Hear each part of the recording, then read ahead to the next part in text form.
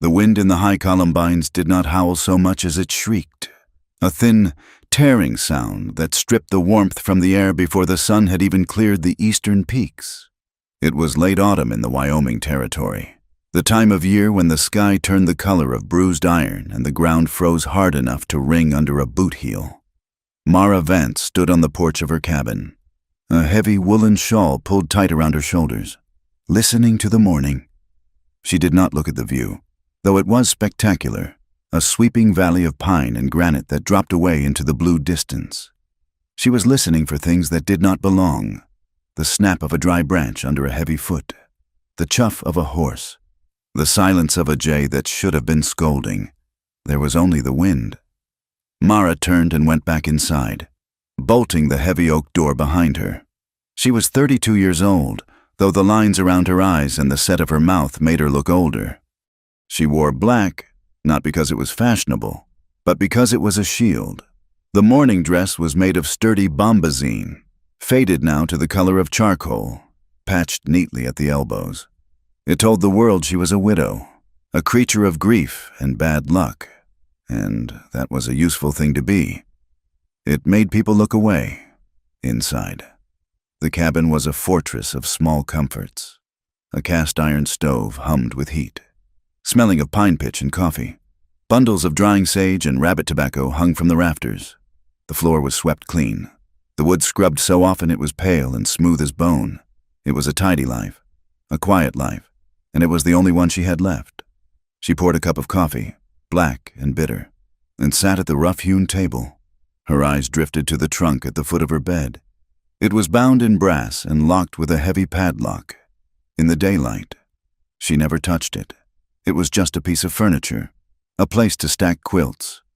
But at night, sometimes, when the wolves were singing in the canyon and the memories were too loud to ignore, she would check the lock, just to be sure. She touched her left shoulder absent-mindedly. Beneath the high collar of her dress, a ridge of scar tissue ran from her collarbone to her shoulder blade. It was an old wound, healed silver, but in the cold weather, it ached with a dull, thrumming persistence. It was a reminder that before she was Mara Vance, the widow who sold skunk pelts and bought flour in silence, she had been someone else. The town of Clearwater lay 12 miles down the mountain, a muddy scar of civilization that Mara visited only when starvation threatened. She hated the place. She hated the way the air in the general store seemed to thicken when she walked in. 2 days ago, she had made the trip. The bell above the door had jingled, cheerful and oblivious, and the conversation around the potbelly stove had died instantly. Mr. Henderson, the grocer, had wiped his hands on his apron, his smile tight and failing to reach his eyes. "Morning, Mrs. Vance," he had said. "Cold coming down early this year. Flour and lamp oil, please," Mara had said. Her voice was low, rusty from disuse. "And a box of 44 cartridges." The men around the stove had shifted. One of them, a man she didn't know, had leaned forward, chewing on a matchstick. "44, the stranger had said. "Expecting trouble, ma'am?" Mara had not looked at him. She had kept her eyes on the counter, watching Mr. Henderson weigh the flour. "Wolves," she had said. "Big wolves." The stranger had chuckled, as she had left, dragging her supplies to the mule tied outside. She had heard the whispers start up again. They were not quiet enough. They never were. "That is her," a voice had said. "The Black Widow. Husband died up there last winter," another voice had murmured. "Jacob Vance, fine man. They say he found a vein of gold thick as your arm before he fell down that ravine." "Fell!" the first voice had scoffed. "If you believe that, I have a bridge to sell you. Men do not just fall when they are sitting on a fortune, and she is the only one who knows where the map is. She looks like she would sooner shoot you than look at you. She is hiding something. You can see it in the way she walks. Guilt weighs heavy." Mara had tightened the cinch on the mule, her hands steady, her face impassive. She had learned a long time ago that words were weapons, but silence was armor. Let them talk. Let them think she was a witch or a murderer or a miser hoarding a dead man's gold. Fear kept them off her porch. Fear kept her safe. or so she had thought. 5 miles east of the cabin, in a temporary camp sheltered by a rock overhang, Silas Vane warmed his hands over a smokeless fire. He was a handsome man in a sharp, predatory way, with a mustache waxed to points and eyes the color of dirty ice. He wore a buffalo coat that looked expensive and stolen, and he cleaned his fingernails with a knife that had ended 3 arguments in the last month alone. "She is alone," Silas said, his voice smooth and conversational. "That is the long and short of it. A woman alone in the high country is an unnatural thing. Nature abhors a vacuum, and it abhors a lonely woman with a trunk full of secrets." Across the fire, a thick-necked man named Dutch spat into the coals. "They say she is a witch. Silas, say she cursed her husband." "They say a lot of things," Silas said. "They say Jacob Vance found the deed to the Miller claim, or a vein of silver, or a map to the Spanish stash. Does it matter? The point is, Jacob is dead, and the widow is sitting on his leavings like a dragon on a pile of bones." "What if she fights?" a younger man asked. He was cleaning a pistol, looking nervous. Silas laughed, a sound like dry leaves skittering on rock. "She is a widow. Caleb. She traps rabbits and grows turnips. She is not going to fight. She is going to cry. And then she is going to tell us where the money is. And then we are going to leave her to the winter. Loneliness makes people weak. It makes them grateful for any kind of attention, even the bad kind. You will see." He stood up, sliding the knife into his belt. "We ride at dusk. We will be at her door by nightfall. If she is smart, she will open it. If she is not, well, the ground is frozen hard enough to hide a lot of sins." Elias Thorne was dying, or at least it felt that way. He was moving along the timberline, keeping to the granite slabs where his boots would leave no prints. But he was stumbling. The wind bit through his canvas coat, seeking the warmth of his skin with cruel persistence. But the cold was secondary to the fire in his side. The bullet had only grazed him, a furrow of torn flesh along his ribs. But the knife, that had been the real problem. It had gone deep into his thigh before he had managed to kick the attacker away and scramble into the brush. He had bound it with a strip of his own shirt, but the blood had soaked through hours ago, stiffening the fabric into a frozen crimson plate against his leg. He stopped, leaning against a ponderosa pine, gasping for air. The air was too thin up here. It tasted of ice and resin. He was a stranger to this territory, and that had been his first mistake.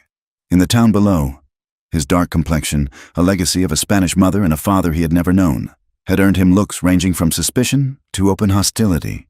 He had been a scout for the army, a tracker for the railroads, a man who knew the shape of the land better than he knew the hearts of men. But here, he was just an outsider. He had been asking questions. That was his second mistake. He had been looking for a man named Jacob Vance, carrying a letter from a lawyer in Denver. He hadn't known Vance was dead. He hadn't known that asking about him would trigger a signal that brought 3 men out of the alley behind the saloon with knives drawn. "Run!" his instincts whispered. He pushed off the tree. He had lost them for now, but they were tracking him. He had seen their sign.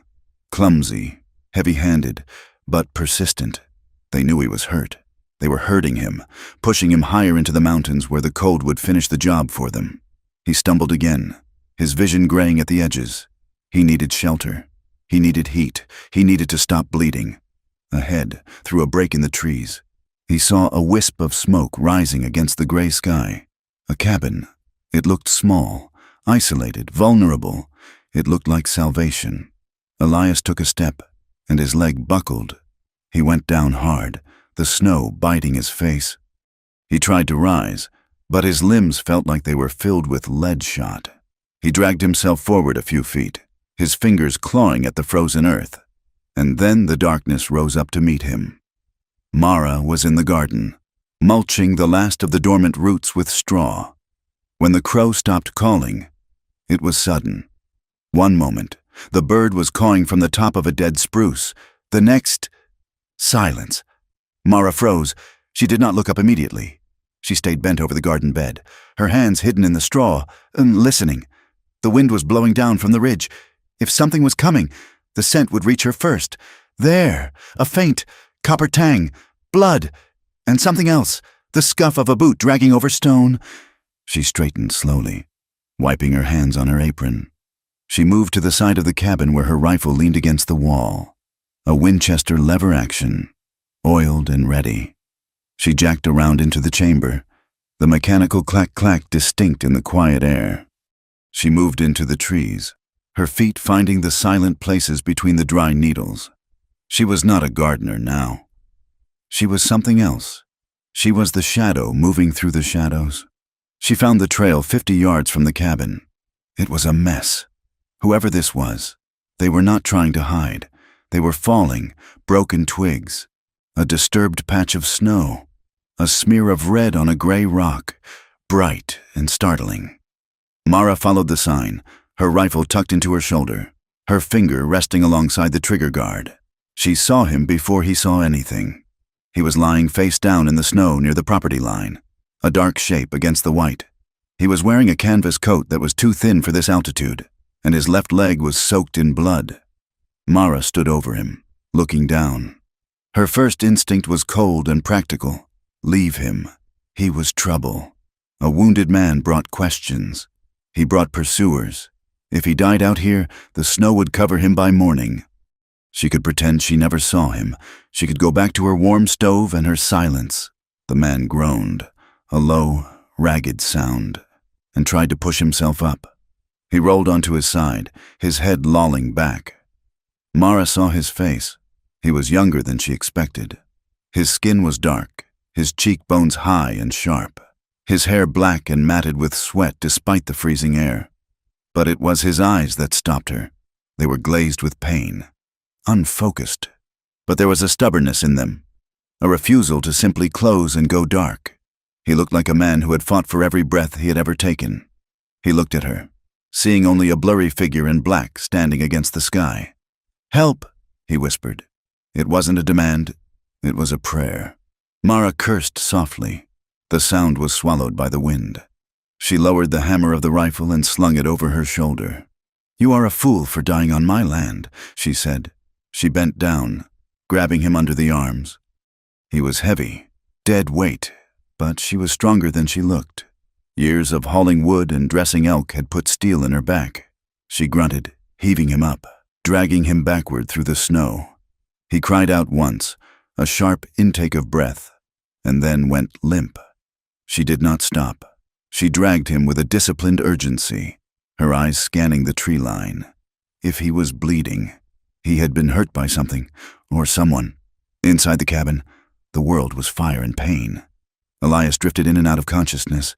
He felt hands, rough, strong hands, stripping the coat from his shoulders. He felt the tear of fabric as his pant leg was ripped open. Then came the heat, a wet, scalding heat that made him scream. "Quiet!" a voice commanded. It was a woman's voice, low and hard as granite. "If you scream, you bleed faster." He grit his teeth, forcing the sound back down his throat. He opened his eyes. The woman was leaning over him. She had a basin of steaming water and a pile of clean rags. Her face was severe, framed by severe dark hair pulled back tight. There was no pity in her expression, only a focused, terrifying competence. She cleaned the knife wound in his thigh with a ruthlessness that made his vision swim. She packed it with a poultice that smelled of sharp herbs and stinging pine, then bound it tight with strips of white cloth. "The rib is just a graze," she said, more to herself than him. "But you have lost blood. You are cold to the core." She stood up, wiping her hands on a towel. Elias tried to sit up, panic flaring in his chest. Where was he? Who was she? "I need my gun," he rasped. "They are coming." A hand pushed him back down. It wasn't gentle. It pressed against his sternum with undeniable force. "Lie down," she said. "You are not going anywhere. And if you bleed on my quilt, I will put you back outside." "The men," Elias gasped. "3 of them. Tracking me." Mara went still. The towel in her hand stopped moving. She looked at him, her eyes narrowing. "How close?" "Close," Elias said. "Maybe an hour behind." Mara did not panic. She did not wring her hands or ask him why they were coming. She simply nodded. Once. She walked to the window, peering out through the heavy shutters. "Rest," she said. "If you talk, you use air. If you use air, you get dizzy. I do not have the patience to pick you up off the floor again." Elias watched her. She moved like a soldier. She checked the stove, adding a single log. She checked the door, dropping a heavy wooden bar into place. She picked up the rifle again, checking the load. "Who are you?" he asked, his voice barely a whisper. She didn't answer. Dusk fell like a hammer. The light drained out of the valley, leaving the trees standing like black skeletons against the snow. Mara extinguished the oil lamp. The cabin plunged into darkness, save for the dull red glow of the stove vents. She moved a chair to the narrow slit of the window that faced the trail, sitting with the rifle across her lap. "Do not move," she whispered into the dark. "Do not make a sound." Elias lay on the cot, his heart hammering against his ribs. He could feel the tension in the room. It was thick, electric. He could see the silhouette of the woman against the faint gray light of the window. She was perfectly still. She wasn't trembling. She was waiting. Then he heard it, the crunch of snow, the heavy, muffled thud of hooves. They were here. Mara eased the barrel of the Winchester through the crack in the shutter. The metal made no sound against the wood. She had wrapped the barrel in a scrap of wool to dampen the noise. Outside, the wind had died down. The voices carried clearly. "Cabin is dark," a man's voice said, rough, impatient. "She is asleep," another voice answered, smooth, dangerous. "Or hiding. Check the perimeter. See if there is a back way." Mara watched through the sights. A figure detached itself from the shadows of the pines. A man on foot, moving low, a pistol in his hand. He crept toward the cabin, stepping carefully to avoid the patches of ice. He came close to the window, too close. He peered at the crack in the shutter, trying to see inside. Mara saw his face in a shaft of moonlight. He was grinning. He saw the black fabric of her dress through the crack, saw the lack of light, and he thought he had found a victim. He thought he had found a frightened widow hiding under her bed. "Easy prey," his posture said. Mara took a breath. She held it. She did not aim for his chest. That would bring the others down on the cabin in a storm of lead. She needed to send a message. She needed to speak a language they understood. She shifted the barrel a fraction of an inch. She aimed for the dead branch of the pine tree that hung directly beside the man's head, a thick, frozen knot of wood at ear level. She squeezed the trigger. Crack! The rifle shot was deafening in the small space. Outside, the branch exploded. Wood splinters sprayed the man's face like shrapnel. The bullet hissed past his ear, close enough that the shock wave felt like a physical slap, a ghostly finger tapping against his skull. The man yelled, stumbling back, dropping his pistol into the snow.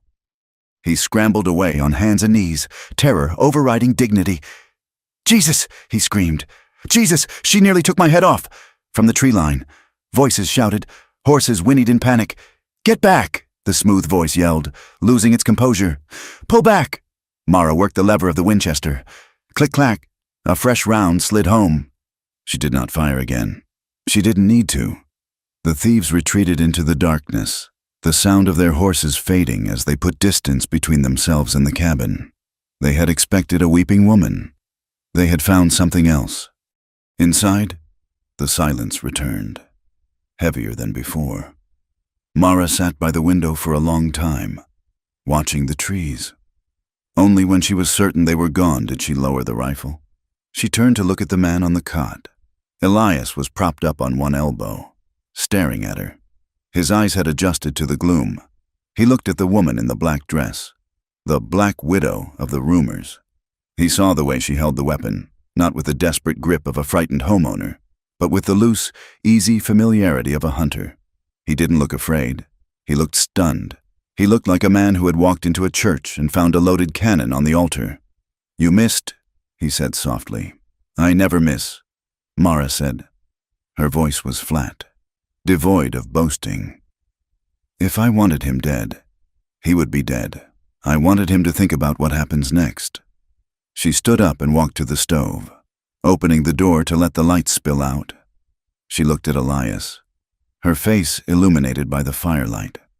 It was a hard face, severe and beautiful in a way that had nothing to do with softness.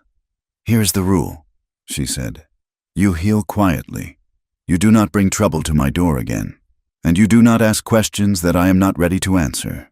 Do you understand?" Elias nodded slowly. "I understand." "Good." She turned back to the window, checking the lock.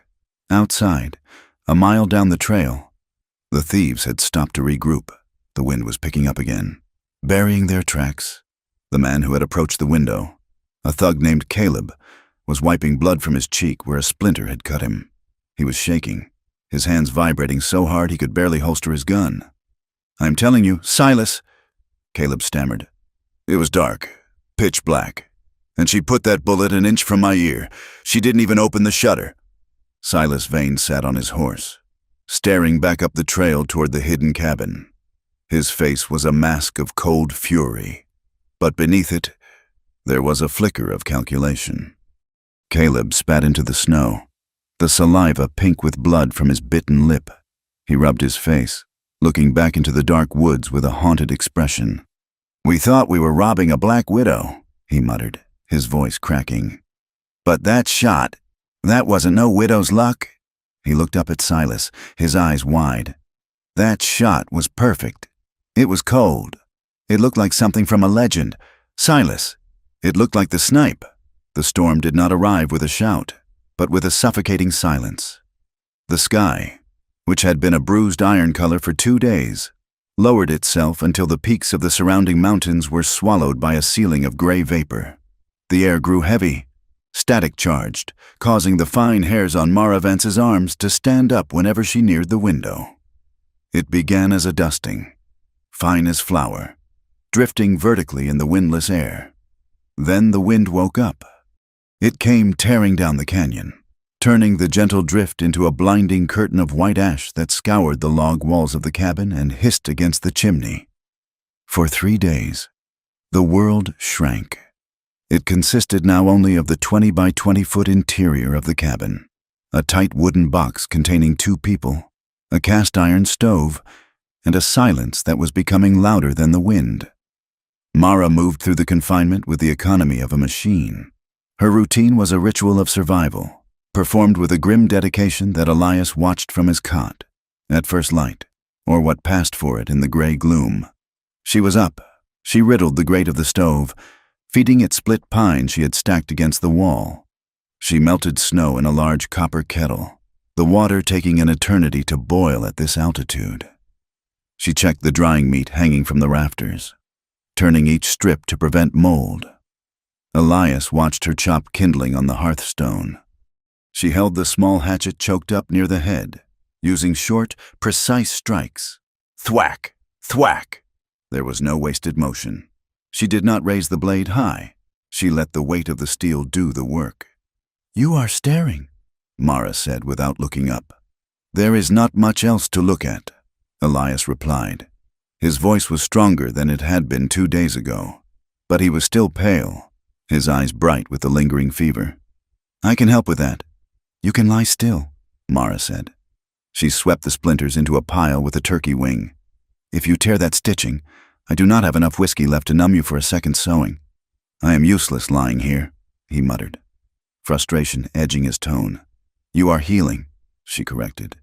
"Healing is work. It takes blood and energy. Do not spend it on pride."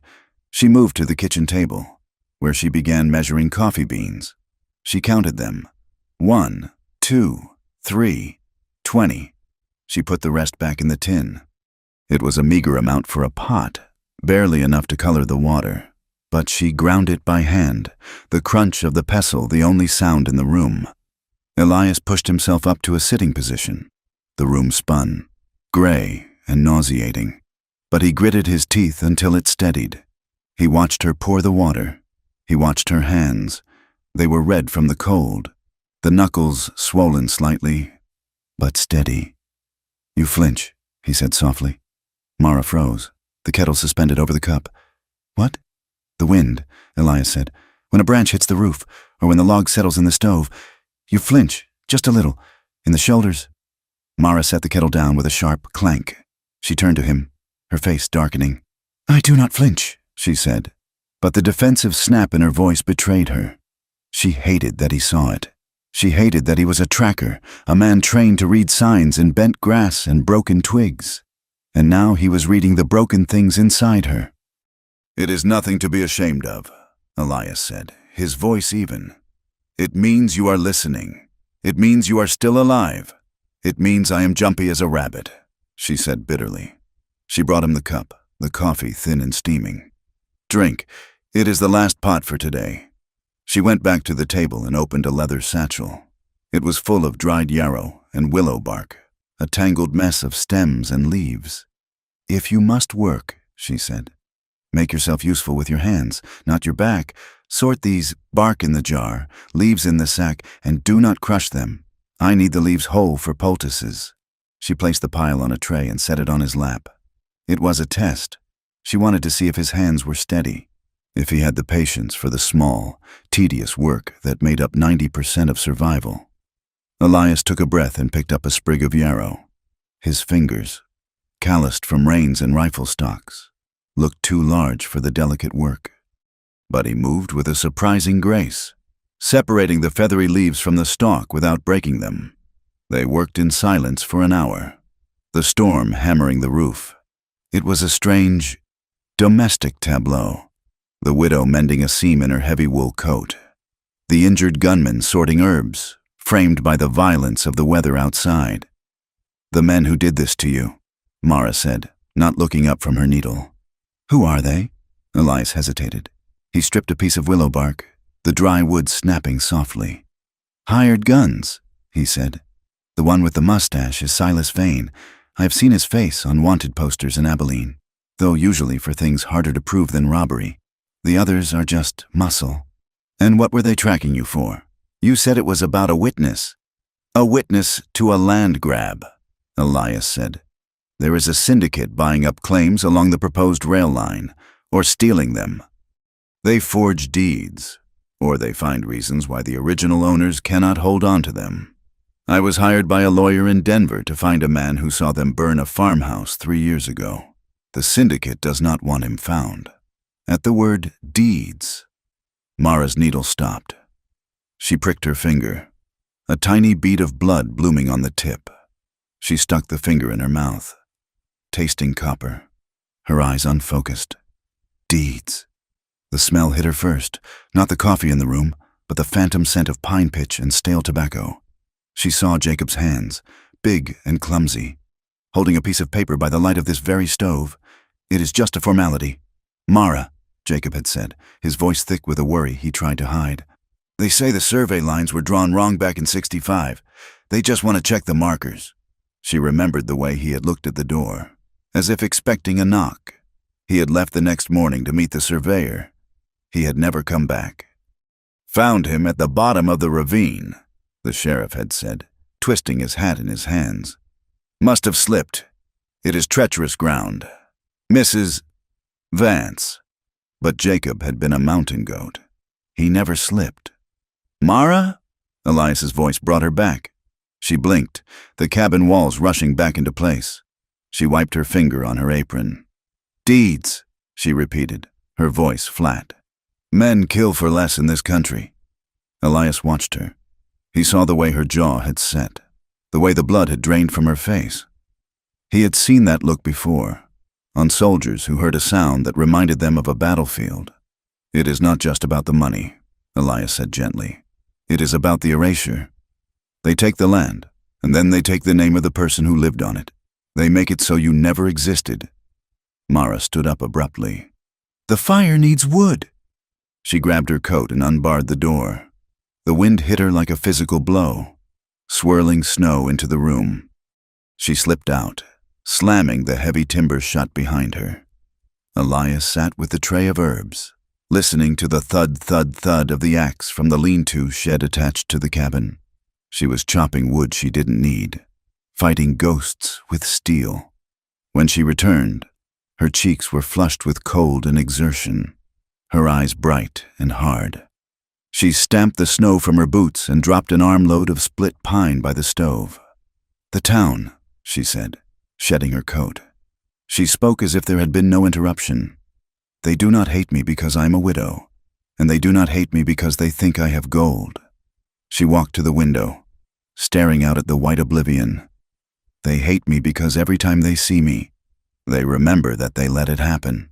They know Jacob did not fall. They know the surveyor was paid off.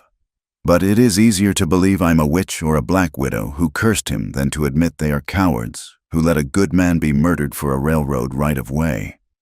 Elias looked at her back, rigid and straight as a rifle barrel. He understood now. The isolation wasn't just protection. It was an indictment. Her very existence was an accusation against the town of Clearwater. "It is a heavy thing," Elias said, "to be a mirror for other people's sins." Mara turned, her expression softening just a fraction. "It is lonely," she said. The wind howled, a long, mournful note that vibrated in the chimney. And then, cutting through the wind, came a voice. "Hello, the house!" It was a cheerful shout, loud and mocking. Mara moved instantly. She blew out the lantern. The cabin plunged into gray twilight. She grabbed the Winchester from its rack and moved to the door, pressing her ear against the wood. "Mrs. Vance!" the voice called again. It was the smooth one. "Silas Vane. We know you are in there. Darlin', we saw the smoke. It is mighty cold out here for Christian men to be standing in the snow." Elias threw off the quilt. He swung his legs over the edge of the cot, his face twisting with pain as the blood rushed to his injured thigh. He reached for his pistol belt hanging on the chair. Mara waved a hand at him, a sharp, cutting motion. "Stay down." "Go away!" Mara shouted through the door. Her voice was not shrill.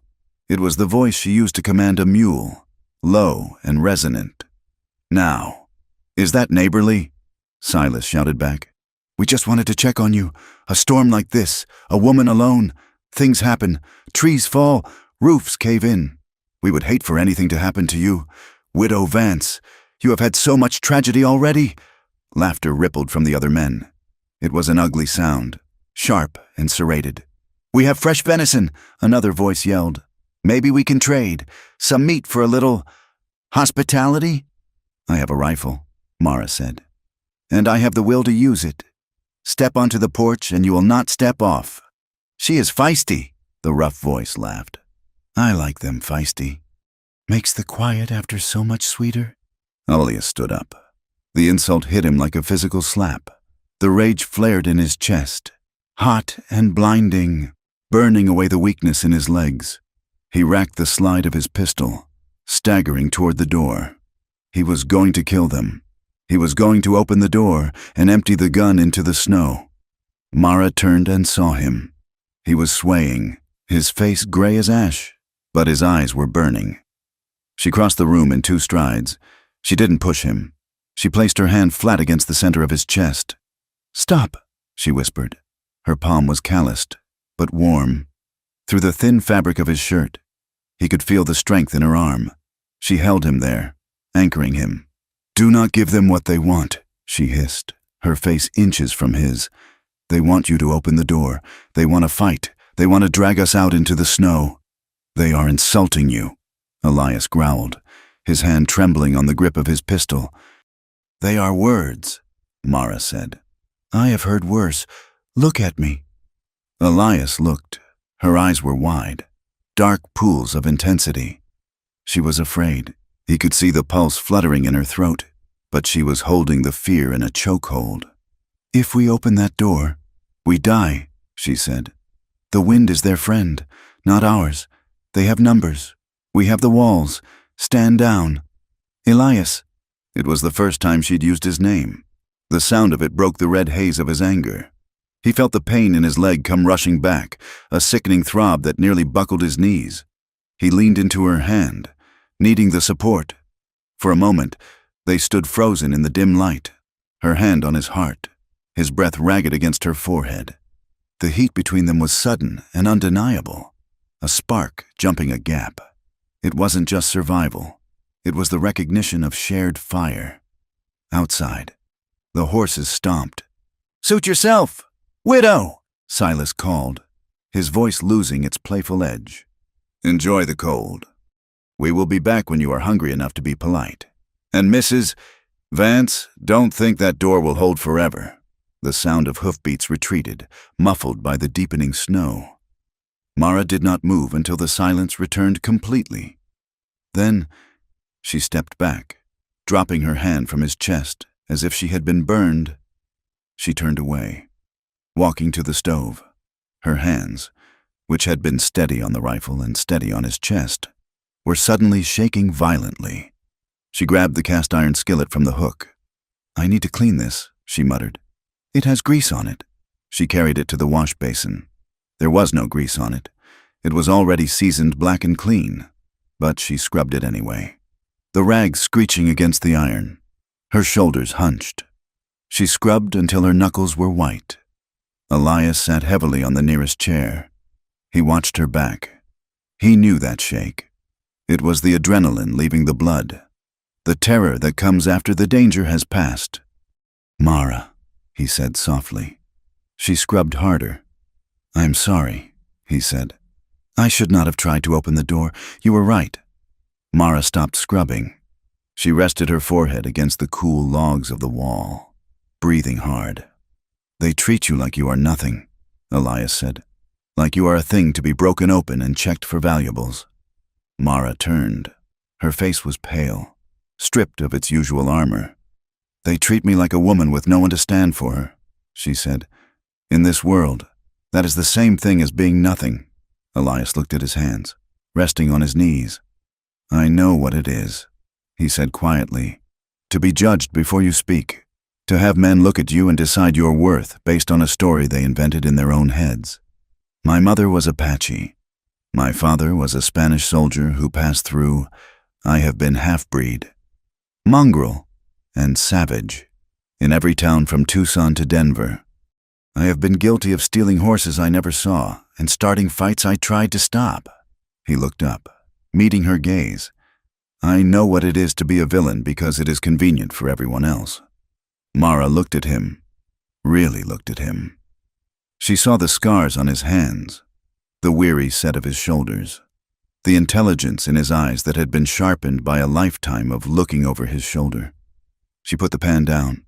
She dried her hands. Your bandage, she said, her voice quiet. You move too much. It needs to be checked. She came to him, kneeling on the floorboards. She rolled up his pant leg. The movement had indeed started the bleeding again. A fresh blossom of red stained the white linen. I told you, she murmured, but there was no bite in her tone. She unwrapped the cloth. Her fingers were gentle, avoiding the tender edges of the wound.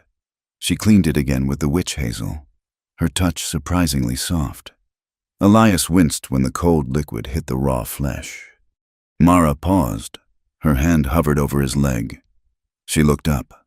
I am sorry, she whispered. It is all right, he said. Their eyes locked. The cabin was cold, the air smelling of wood smoke and snow. But in that small circle of lamplight, there was a warmth that had nothing to do with the stove. It was the intimacy of being the only two people on earth who understood the language of the other's pain. She did not pull away this time. She finished wrapping the leg, pinning the cloth securely. Then she rested her hand on his knee for just a second, a reassurance, a silent pact, before standing up. Night is coming, she said. The storm will be worse before morning. They did not sleep. The wind battered the cabin with a fury that felt personal, shaking the roof timbers and driving snow through the smallest chinks in the mortar. They moved the chairs close to the stove, sitting back to back. It was a tactical position, eyes on the door, eyes on the window, but it was also a way to share warmth. Mara could feel the solid presence of his back against hers, the rise and fall of his breathing. It anchored her. Hours passed in the dark. My mother used to sing to the corn, Elias said, his voice rumbling through his chest and into her spine. She said if you didn't sing to it, it would grow bitter. She had a song for the rain, too. I haven't thought of that in 20 years. My father was a tanner in Ohio, Mara said into the darkness. He smelled like oak bark and lye. He taught me that everything has a grain. Wood, Leather, people. If you cut against the grain, you ruin it. You have to find the way it wants to go. And which way do you want to go, Mara? Away, she admitted. I always wanted to go west. I thought it would be big enough that I wouldn't have to be afraid.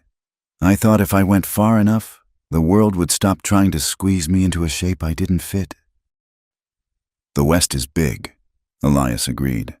But people are small. They bring their smallness with them. Mara pulled the rifle across her lap. She opened the breech, checking the mechanism by feel. She wiped the unseen dust from the sights with her thumb. Elias turned his head slightly. I saw you yesterday, he said, with the rifle. When you shot the branch. I told you, she said. I didn't want to kill him. It wasn't just that you didn't kill him, Elias said. It was the way you held the weapon. Most men, even soldiers, they fight the gun. They wrestle it. You held it like it was a part of your arm. You measured the wind, the drop, the light, all in a heartbeat. It was artistry. Mara stiffened. Artistry is for paintings, for needlepoint. This is a tool. It is a crowbar to pry open another day of living. It is more than that, he insisted. You have a gift. Where did you learn to shoot like that? Ohio tanners don't teach that. Mara was silent for a long time. The wolves had started howling again, their voices weaving through the wind, lonely and hungry. I didn't learn in Ohio, she said softly, and I didn't learn from Jacob. She closed the breech of the rifle. The metallic click was loud in the room. I learned because I was alone, she said. Before Jacob, there was a winter in the Dakotas. My first husband, he died of fever. I was 20. The Sioux were moving through and there were renegades. And there were white men worse than renegades. I sat on a roof for 3 weeks with a Sharp's buffalo gun. She turned her head, looking into the dark corner of the room. I learned to shoot because nobody was coming, she said. I learned that if I missed, I ceased to exist. Elias didn't speak. He let the weight of her words settle between them. He understood now the steel in her spine, the silence, the way she watched the tree line. She wasn't just a widow grieving a husband. She was a survivor of a war she had fought alone. You are not alone now, he said. The words hung in the air, fragile as smoke. Mara didn't answer, but she shifted slightly, leaning a little more of her weight against his back. Eventually, the rhythm of his breathing deepened. His head lolled forward. He was asleep, exhausted by the pain and the cold. Mara stayed awake. She sat in the dark, the rifle across her knees, listening to the storm and the wolves. But for the first time in years, the silence of the cabin did not feel empty. She could feel the heat of the man behind her, a solid, living proof that she was not a ghost in her own life. The danger was closer than ever. Silas Vane was out there, and he would come back with fire and lead. But the terror had changed shape. It was no longer the terror of the solitary animal waiting for the end. It was the terror of having something to lose. She watched the embers in the stove glow like dying stars, and she realized with a jolt of panic and hope that she was planning for tomorrow. Not just surviving it, but fighting for it. She was no longer just the Black Widow, and the snow, banking high against the door, felt less like a tomb and more like a fortress. The storm broke on the 4th morning, leaving behind a world that looked less like a landscape and more like a bone picked clean. The sky was a terrifying, brilliant blue, devoid of clouds, and the sun that rose over the Sawtooth Ridge offered light but no heat. The temperature had plummeted, snapping the moisture out of the air until every breath felt like inhaling ground glass. Mara Vance stood on the porch, her boots crunching on the diamond-hard drift that had banked against the door. The silence was absolute. It was not the peaceful silence of solitude. It was the heavy, oppressive silence of judgment. The pines stood black and motionless under the weight of the snow, like mourners at a funeral no one had attended. She felt a presence behind her. Elias Thorne was leaning in the doorway, wrapped in a blanket over his mended clothes. He was moving better today, the limp less pronounced, the fever that had glazed his eyes replaced by a sharp, restless clarity. "It will freeze the lungs of a horse today," Elias said quietly. "It will freeze the soul of a man," Mara corrected, pulling her scarf tighter. "We need wood. The pile is low. We need more than wood. Mara." She stiffened, her hand freezing on the porch rail. She did not turn around. "We wait," she said. "The pass is blocked. Silas Vane is not a fool. He will not ride into this until the crust hardens." "Vane is a hired dog," Elias said, stepping out onto the porch. The cold hit him, but he didn't flinch. "He comes when he is called, and the man holding the leash is in town. If they are after deeds, if this is about land claims, then your cabin is just one knot in a very long rope. We cannot sit here and wait for them to cut it." Mara turned then, her eyes hard. "I have survived 3 years by sitting here, by being the ghost in the woods. Hiding kept me alive." "Hiding let them write your story for you," Elias countered. His voice was not unkind, but it was relentless. "They call you the Black Widow. They say you killed Jacob. As long as you hide, you are pleading guilty to a crime you didn't commit." Mara looked at him. He was thin, his face hollowed by the injury, but there was a steel in him that matched her own. He was right, and she hated him for it. Hiding had been her armor, but armor could also be a cage. "If we go to town," she said, measuring the words, "we walk into the wolf's den. You are a wanted man, or close enough to it, and I am what I am. Then we go carefully," Elias said. "We find out who is pulling Vane's strings. We find out what Jacob knew." Mara looked back at the frozen tree line. She thought of the trunk at the foot of her bed, the brass lock cold against her skin when she touched it in the dark. "Get your boots," she said.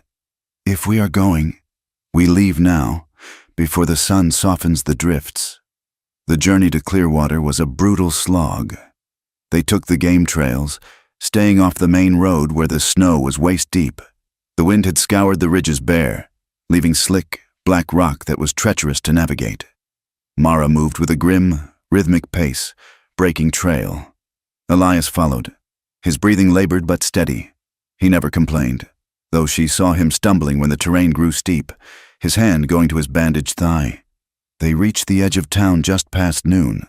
Clearwater looked deceptively picturesque under the snow, smoke rising in straight gray columns from brick chimneys, the false front buildings lining the main street like a stage set. But as they walked out of the tree line and onto the packed slush of the road, the illusion shattered. The town felt hostile. It wasn't just the cold, it was the eyes. As they passed the livery stable, a stable hand paused in his work. Holding a pitchfork, he stared at Mara, his gaze sliding over her black dress with a mixture of superstition and distaste. Then he looked at Elias, at his dark skin, his high cheekbones, the way he walked with a slight drag in his left leg. The man spat a stream of tobacco juice into the snow, a bright brown stain near Elias's boot. Elias didn't break stride. He kept his head up, his eyes moving constantly, scanning rooftops and alleyways. "Keep close," he murmured. "Do not stop for anyone." They entered the general store. The bell jingled, a cheerful sound that died instantly in the heavy air of the room. The stove in the center was surrounded by the usual court of idlers, men with red faces and nothing to do but judge. The conversation cut off like a severed wire. Mara walked to the counter. She felt the weight of the room pressing against her back. She kept her chin down, placing a few coins on the wood. "Coffee," she said to Mr. Henderson, "and a tin of lard." Henderson was a balding man with a nervous tick in his left eye.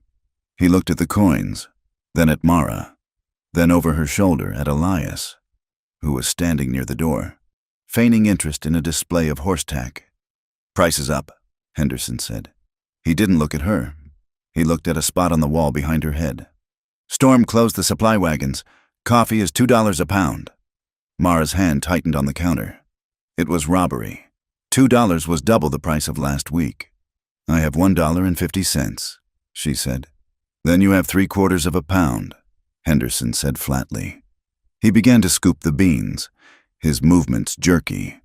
From the stove, a voice floated over, loud, performative. "See, she has got a new shadow. a man said. Dark one, too. Guess the widow got lonely up there in the rocks. Collected another man to keep the bed warm. Careful, Jeb, another voice snickered. She will bury this one too before the thaw. Mara felt the heat rise in her neck, a flush of humiliation that burned hotter than the cold outside. She wanted to turn. She wanted to scream that Jacob had been worth 10 of them, that she was not a collector of men but a woman trying to survive a world that wanted her dead. She did nothing. She took the small sack of coffee. She waited for her change. Henderson busied himself with a ledger. A minute passed. 2. My change, Mr. Henderson, she said softly. Oh, he said, looking up with feigned surprise. I thought you left it for the poor box, seeing as you are so charitable with strangers. He slapped a few coins onto the counter. It was short, 10 cents short. Mara looked at the coins. She looked at Henderson. To argue was to make a scene. To make a scene was to give them what they wanted. She swept the coins into her palm and turned. Elias was waiting. He had not moved, but his body was coiled tight. His eyes were fixed on the men by the stove, a flat, reptilian stare that had silenced the laughter. He opened the door for her, and they stepped back out into the biting wind. They are small men, Elias said quietly as they walked away. Do not let them make you small. They are the town, Mara said bitterly. They are the law and the commerce. Being big does not help when they own the ground you stand on. They tried the bank next. Mara wanted to ask about the mortgage on her cabin, to see if Jacob had left a note on the file. The clerk, a young man with pomaded hair, took one look at them and put a sign in the window. Closed for lunch. It was 2 o'clock. They tried the land office. The door was locked. Through the glass, they could see the surveyor sitting at his desk, drinking whiskey.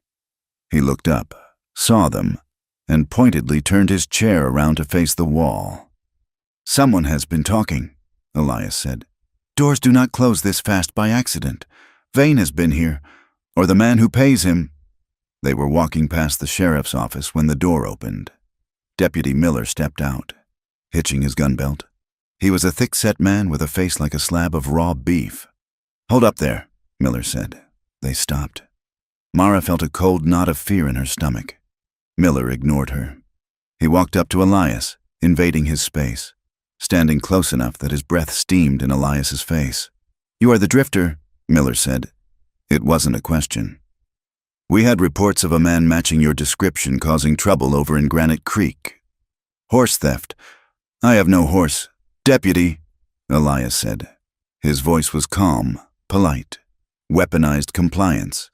And I have been in the territory 3 days. My papers are in my pocket. I don't care about your papers, Miller sneered. He looked at the bandage visible through the tear in Elias's trousers. You look like you ran into some trouble, maybe a bullet. We don't like trouble in Clearwater. Boy, we like things quiet. He turned his gaze to Mara. His eyes raked over her, stripping away her dignity. You run along home, widow, and take your stray dog with you. If I see him on the street after sundown, I will arrest him for vagrancy. And if he resists, well, accidents happen. Miller turned and went back inside. Mara was shaking, not from cold, from rage. We need to go, she said. Not yet, Elias said. There is one more place. You mentioned a teacher, a midwife, someone who knew Jacob. Mrs. Gable, Mara said. She lives behind the schoolhouse, but if she is seen with us, we will not be seen, Elias said. Lead the way. Martha Gable's house was a tiny, clapboard structure that smelled of dried lavender and chalk dust. She opened the back door at Mara's tentative knock, her face wrinkling in surprise, then concern. Mara, she breathed. Child, come in, quickly. She ushered them into a small back parlor, pulling the heavy velvet curtains tight. She was a woman in her 60s, with hands twisted by arthritis, but eyes that were sharp and kind. She looked at Elias, then at Mara, and nodded as if answering a question she hadn't asked. I heard about the trouble, Mrs. Gable whispered. She bustled to a sideboard, pouring tea from a porcelain pot. The whole town is buzzing like a kicked hive. They say you shot a man. Mara, I shot a tree, Mara said, taking the cup. Her hands were numb. The china felt dangerously hot. The man was just standing too close to it. Mrs. Gable smiled, a fleeting, sad expression. Jacob always said you had an eye. He was so proud of you, you know, even when you were hiding from the world. She sat down opposite them, smoothing her apron. Why are you here? It isn't safe. We need to know who is buying the land, Elias said. He sat on the edge of a chair, refusing the tea, watching the door. Who hired Silas Vane? Mrs. Gable sighed. It is the Consolidated Rail Company, or a shell of it. But the man signing the local checks is Councilman Sterling, Mara gasped. Sterling! He spoke at Jacob's funeral. He cried, he is a crocodile. Mrs. Gable said. He has been buying up the valley for 2 years. Widows, bachelors, anyone without a loud voice. If they sell, good. If they don't, they have accidents, or they get tired of the harassment and leave. Elias leaned forward. This is not just land speculation. It is fraud. If they are forging deeds, they need the originals to disappear, or they need the owners to sign them over before they die. He looked at Mara. That is why Vane didn't burn you out the first night, he said. He needs something from you. He needs Jacob's papers. He needs the original claim to make the forgery stand up in federal court. The room seemed to tilt. Mara set her cup down. The trunk. She had always known the trunk was important, but she had treated it like a reliquary, a box of holy sadness. She hadn't thought of it as evidence. Jacob wrote a letter, she whispered. The night before he left, he put it in the trunk with the survey map. He said if anything happened, I should give it to the marshal in Denver. You have the letter? Elias asked. His voice was intense. I have never opened the trunk, Mara confessed. I couldn't. Opening it meant admitting he was gone forever. And keeping it locked, Elias said gently, might be the reason you are next. He did not ask for the key. He did not demand she hand over the papers. He sat back, his hands open on his knees. It is your choice, Mara. But that trunk is the only weapon we have left that shoots further than a Winchester. She looked at him. In a world where men took what they wanted, land, dignity, life, he was waiting for her permission. The respect hit her harder than the deputy's insults. It made her throat tight. I will open it, she said. Mrs. Gable reached out and patted Mara's arm. You stay here a moment. Rest. I have some bread proving in the kitchen. When the older woman left, the room fell quiet. The air was warm, smelling of yeast and tea, a stark contrast to the violence outside. Elias stood and moved to the window, peering through the gap in the curtain. He was standing close to her chair. She could smell him, wood smoke, wool, and the faint, metallic scent of blood from his wound. He wasn't touching her, but his presence was a physical weight, a source of heat. He looked down at her. His hand drifted near her shoulder, brushing the rough fabric of her sleeve. Mara stiffened. It was a reflex, a flinch born of 3 years of solitude. Elias froze. He pulled his hand back instantly, tucking it into his pocket. I apologize, he said stiffly. No, Mara said. She looked up at him, her heart hammering against her ribs. Do not apologize. I am just out of practice. He held her gaze. I am not a patient man, Mara, but I can learn. They left an hour later, slipping out the back way. They made it back to the tree line without being stopped. But the sense of being watched scratched at the back of Mara's neck like a briar. When they reached the cabin, the sun was dipping behind the peaks, casting long, purple shadows across the snow. The cold was deepening, a physical weight that pressed against the eardrums. Mara did not go inside immediately. She went to the shed and retrieved a box of cartridges. What are you doing? Elias asked, leaning against the porch rail. I need to clear my head, she said. And I need to be sure the cold hasn't warped the barrel. She walked 50 yards into the trees. She pinned a playing card, the ace of spades, found in Jacob's old things, to the trunk of a dead pine. She walked back to the porch, 100 yards. She raised the Winchester. She did not aim in the way Elias had seen soldiers aim, with squinting eyes and held breath. She simply brought the stock to her shoulder, both eyes open, and fired. Crack! The sound rolled down the valley, sharp and flat. Elias walked to the tree. He pulled the card free. The bullet had punched a clean hole through the center of the black spade.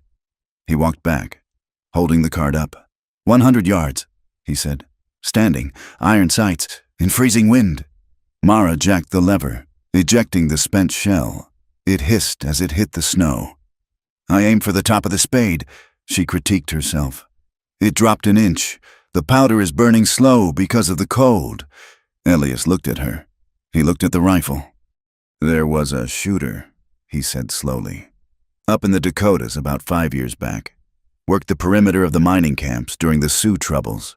They said this shooter could take the eye out of a coyote at 400 yards. They never saw him. They just found the bodies. They called him the Snipe because he was impossible to find. Mara lowered the rifle. She looked at the snow. They said he was a man, Elias continued, because nobody believed a woman could hold a perimeter alone. It wasn't a mining camp, Mara said, her voice hollow. It was a settlement, families. The men were dead or drunk. The soldiers had pulled back. There were raiders, men who liked to burn things. She looked up at him, her eyes dark and old. I didn't do it for money. I did it because there were children in the cellar of the church. I sat on the bell tower for 3 nights.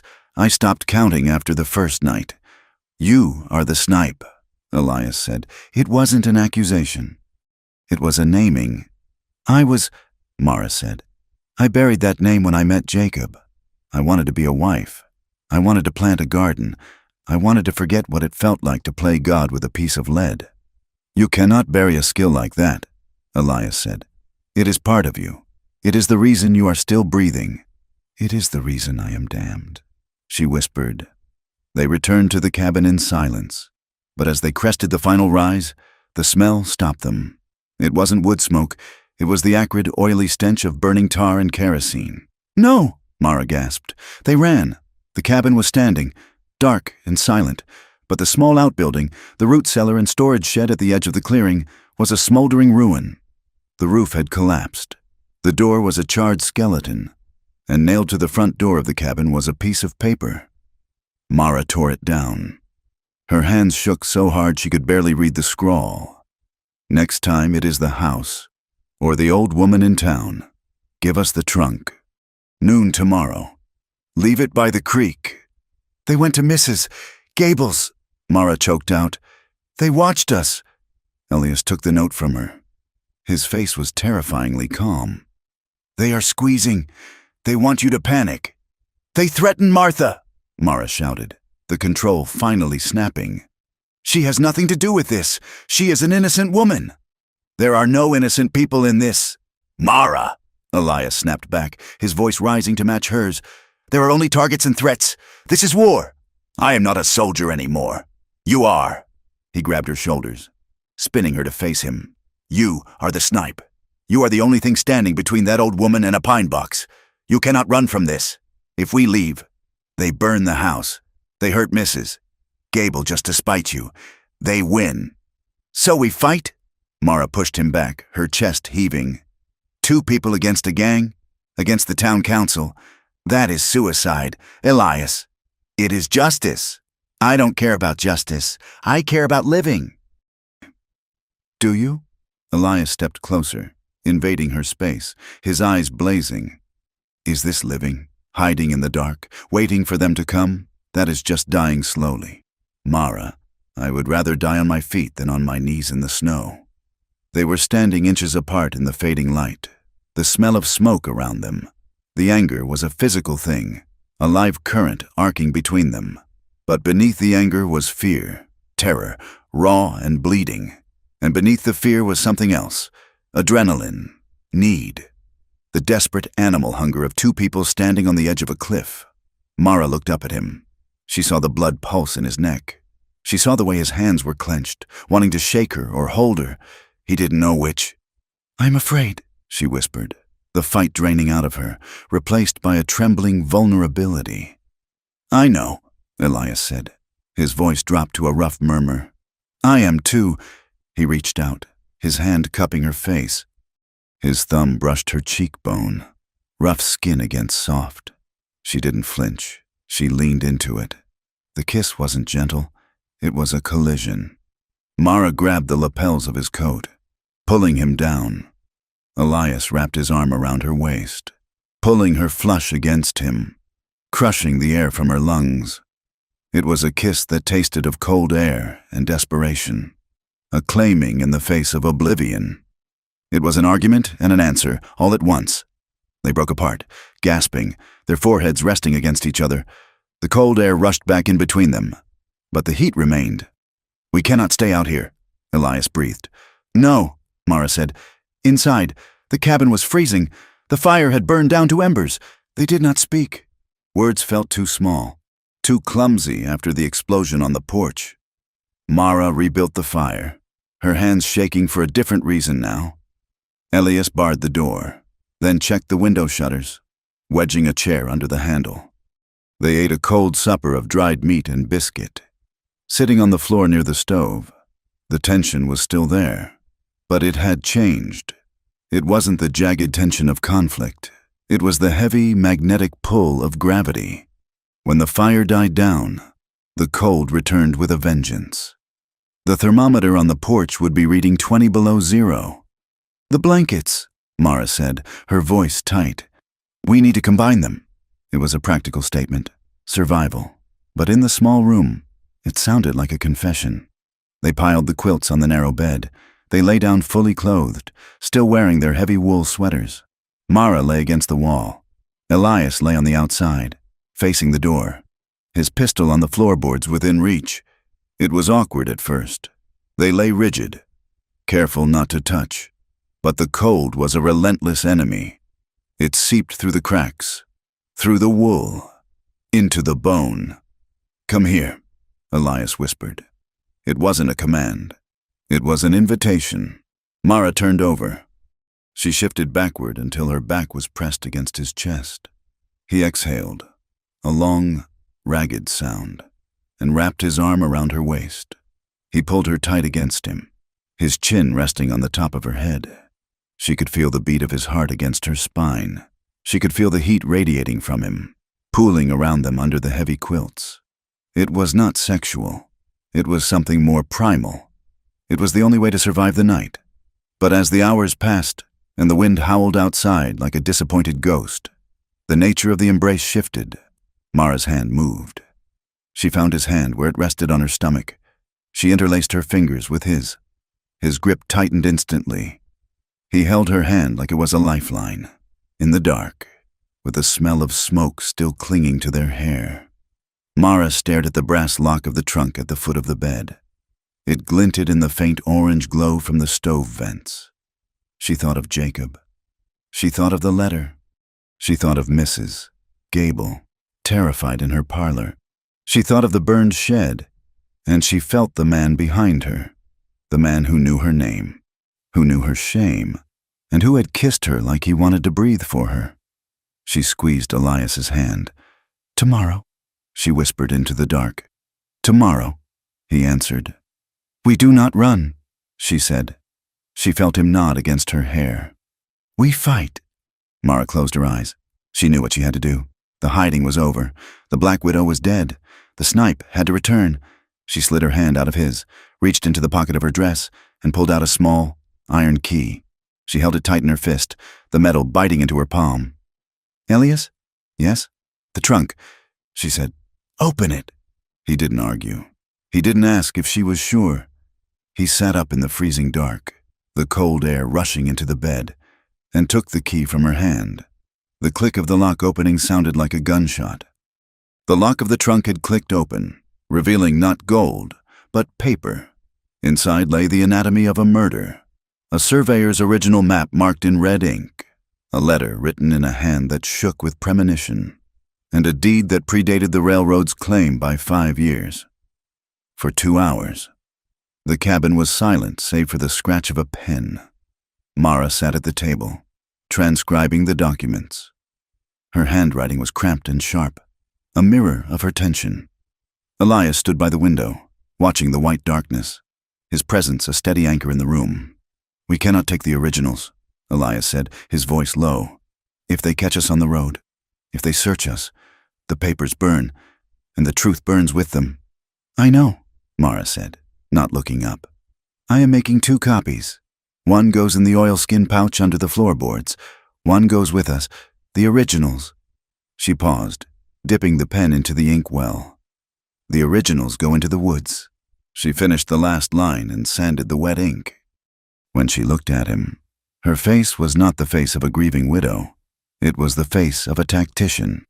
"There is a hollow spruce 3 miles east, near the Split Rock," she said. "I used it for caching pelts when the wolves were bad. It is dry, and it looks like rot from the outside. No one touches it." "Good," Elias said. "We move at first light. We need to reach the federal marshal in Silverton. It is a 3-day ride, or a 5-day walk." "We walk," Mara said. "Horses leave a trail a blind man could follow in this snow. We use snowshoes until the crust breaks. Then we stick to the scree where our boots won't print." She stood up and moved to the hearth, kneeling to pry up a loose stone. Beneath it was a small tin box containing beeswax, sulfur matches, and a bird call carved from bone. "If we get separated," she said, handing him the bone whistle. "You do not yell. Sound carries too far in the cold. You use this. 2 short bursts means danger. 3 long calls means stillness. Freeze where you are." Elias turned the bone whistle in his hands. It was old, smooth from years of touch. "And 1 call? 1 call means I am coming for you," she said. Elias watched her. She was planning contingencies for death, for separation, for war. He saw the layers of her past unfolding, the woman who had held a perimeter alone, the woman who knew that hope was a poor substitute for preparation. "You have a blind spot," Elias said gently. Mara bristled, her defense mechanism instant. "Where?" "The ridge route," he said, pointing to the map on the table. "You want to take the high ground to avoid the road, but with my leg, I will slow you down on the ascent.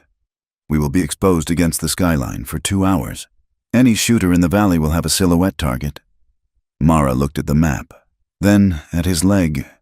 She had been thinking like a solo hunter, not a partner. "You are right," she admitted, the words tasting like ash. "My pride. I wanted the high ground because it feels safer, but it would kill us." "We take the creek bed," Elias suggested. "It is frozen. We will have cover from the banks. It is slower, but we will be invisible." Mara nodded. "The creek bed." She looked at him with a new kind of respect. He was not just a gun hand. He was a man who knew the cost of terrain. And more importantly, he was a man who admitted his own weakness so it wouldn't become their coffin. Before they could leave the valley, they needed supplies that the cabin could not provide. Ammunition for his pistol and dry beans for the trail. It meant one last trip into Clearwater. They entered the town like ghosts, moving through the gray mid-morning light. The atmosphere had shifted since their last visit. It was no longer just cold. It was poisonous. As they passed the livery stable, conversation stopped. Men leaned on pitchforks, watching. A woman sweeping her boardwalk paused, whispered something to her neighbor, and pulled her children inside. "The net is tightening," Elias murmured, his eyes scanning the rooftops. "Vane has been busy." They reached the general store. On the door, a fresh notice had been pinned. It was a crude drawing of a spider in a web, and beneath it, scrawled in charcoal, "The widow lures. The fool follows." Mara reached out to tear it down, but Elias caught her wrist. "Leave it," he said. "Let them see we do not care." Inside, the store was crowded. The warmth of the stove seemed to evaporate the moment they stepped across the threshold. "Mr." Henderson was behind the counter, but standing near him was Councilman Sterling, a man with a silver watch chain across a vast stomach and eyes like polished marbles. Sterling turned slowly. He held a lit cigar, the smoke drifting around his head like a halo of smog. "Well," Sterling said, his voice booming for the benefit of the audience, "if it isn't the grieving widow and her Assistant, the room snickered. It was a nervous, ugly sound. Mara walked to the counter. 10 pounds of beans, Mr. Henderson, and 2 boxes of .45 caliber rounds. Henderson looked at Sterling. Sterling nodded, a small, permissive dip of his chin. We are all out of ammunition, Mrs. Vance. Henderson lied, his eyes on the floor. Supply wagon is late. I see the boxes on the shelf behind you, Mara said, her voice steady. Reserved. Sterling interjected. For the deputy. Law and order comes first, you understand, especially with dangerous rumors floating about. He took a step toward Mara. He smelled of expensive tobacco and brandy. You know, Mara, he said, using her first name with a familiarity that made her skin crawl. It is a shame to see you like this. Jacob was a good man. He would be heartbroken to see his wife parading around town with a drifter, making a mockery of her mourning. That black dress is starting to look less like grief and more like a costume you wear to garner sympathy. The insult hung in the air, gross and heavy. He was telling the town that her pain was a performance. He was stripping her of the one protection she had left. Mara felt the rage rise in her throat, a scream building behind her teeth. She wanted to claw his face. She wanted to tell them all that Sterling had signed the order that killed her husband, but to speak was to reveal the papers. To speak was to die. She smiled. It was a tight, terrible smile that didn't touch her eyes. Thank you for your concern, Councilman, she said. I will pray for your conscience. It must be a heavy burden to carry. She turned and walked out. Elias followed, his hand resting on the butt of his pistol, his glare daring anyone to speak. They walked in silence until they reached the edge of town, near a stand of cottonwoods by the river. The wind was biting, but the humiliation burned hotter. Mara stopped. She walked behind the trunk of a massive tree, out of sight of the road. She leaned her forehead against the rough bark. Her shoulders began to shake. She made no sound, but the tears came, hot, angry, humiliating tears. She hated them. She hated that Sterling's words had found a crack in her armor. She hated that she was crying in the snow while men who stole lives drank brandy by a fire. She heard Elias's boots crunch in the snow. He didn't touch her. He didn't offer a handkerchief or tell her it would be all right. He simply sat down on a fallen log a few feet away, placing himself between her and the world. I am not weak, she choked out, wiping her face furiously with her glove. I know, Elias said. He made it sound like Jacob was nothing, like my life is a lie. He is a small man with a big voice, Elias said. He uses shame because he has no courage. He picked up a stick and drew a line in the snow. When I was a scout for the 3rd Cavalry, he said quietly, there was a village on the Purgatoire River, peaceful. They had a treaty paper signed by a general. I led the unit there because the captain said we were bringing supplies. Mara turned, watching him. He was staring at the line in the snow. It wasn't supplies, he said. It was slaughter. I tried to stop them. I took a swing at the captain. They pistol-whipped me and tied me to a wagon wheel while they burned the lodges. He looked up at her. His eyes were dark with old pain. When we got back to the fort, the captain wrote the report. He said I led them into an ambush. He said I was a traitor who tried to get good soldiers killed. I spent 6 months in the stockade. The men spat on me when I walked to the mess hall. They called me a savage. They said I had blood on my hands. He broke the stick in his hands. I learned that the truth does not care what people say. Mara, the truth is what you carry in your chest. Sterling can call your grief a costume, but he cannot take the love you had for your husband, and he cannot take the justice we are going to bring down on his head. Mara looked at him. She saw the scars on his soul that matched the scars on his skin. He wasn't trying to fix her pain. He was showing her his own, so she wouldn't have to carry hers alone. She stepped away from the tree. She took a breath of the freezing air. It hurt, but it cleared her head. We have work to do, she said. They made camp that night 5 miles out of town, in a dense thicket of spruce that blocked the wind. They risked a small fire, kept deep in a pit to hide the light. The intimacy between them was growing in the quiet moments. It wasn't spoken.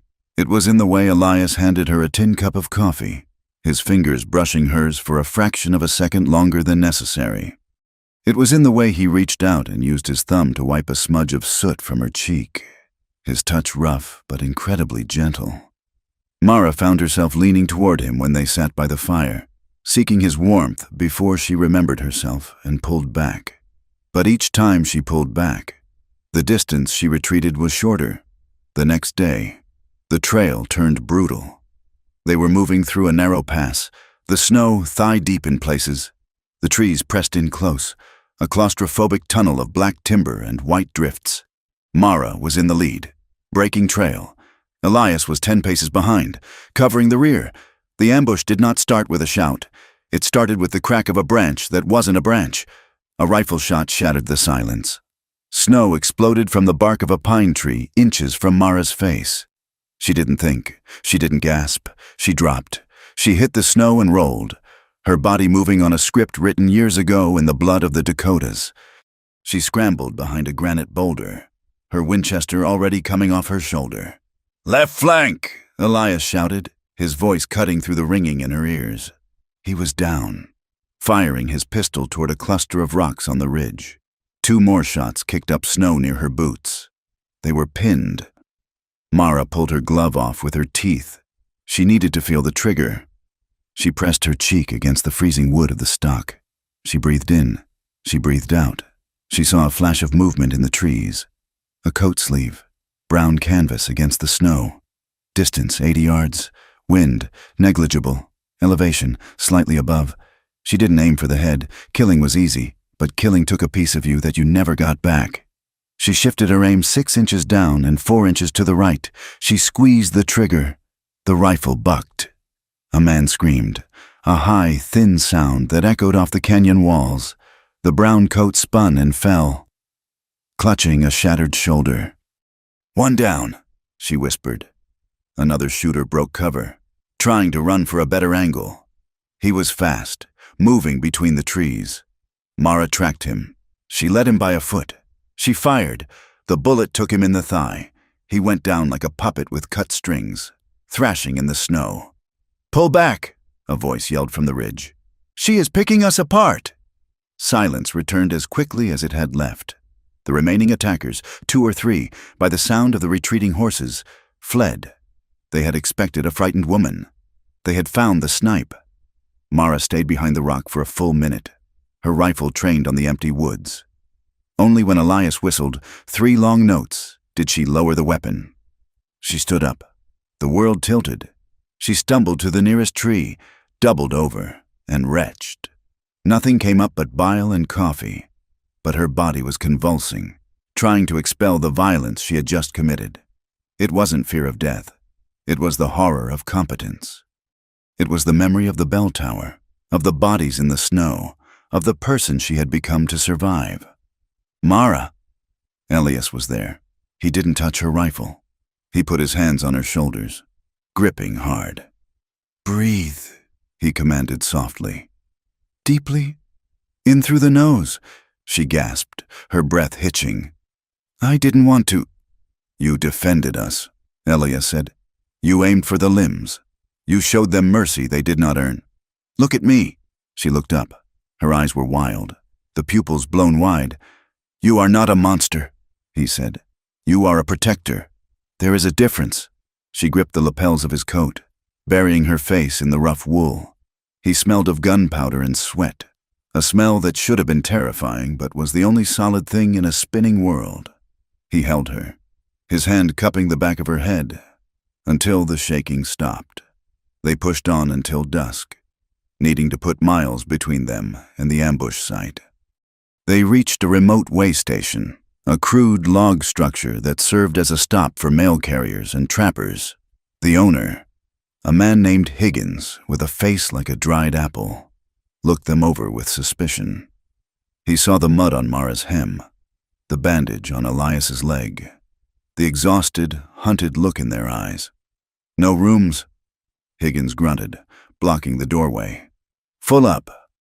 The common room behind him was empty, save for a sleeping dog. "We don't need a room," Elias said, his voice raspy. Just a corner of the stable, and grain for the horses if we had them. But we don't. We will pay for the space. Don't want trouble, Higgins said, eyeing Elias's dark skin. You look like trouble. Elias reached into his pocket. He pulled out his last $2 silver, money he had been saving for the train. Double the rate, Elias said, and I will split that cord of wood you have sitting out back before we leave in the morning. Higgins looked at the silver.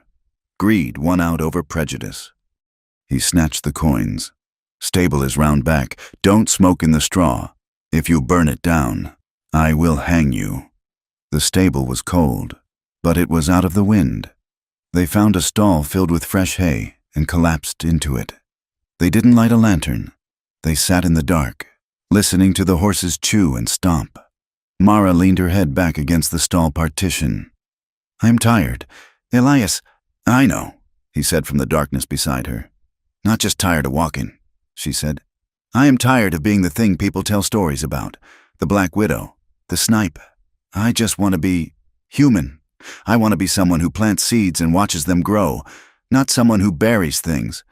Elias moved. He shifted in the straw until he was sitting next to her. He took her hand. His skin was rough, calloused, warm.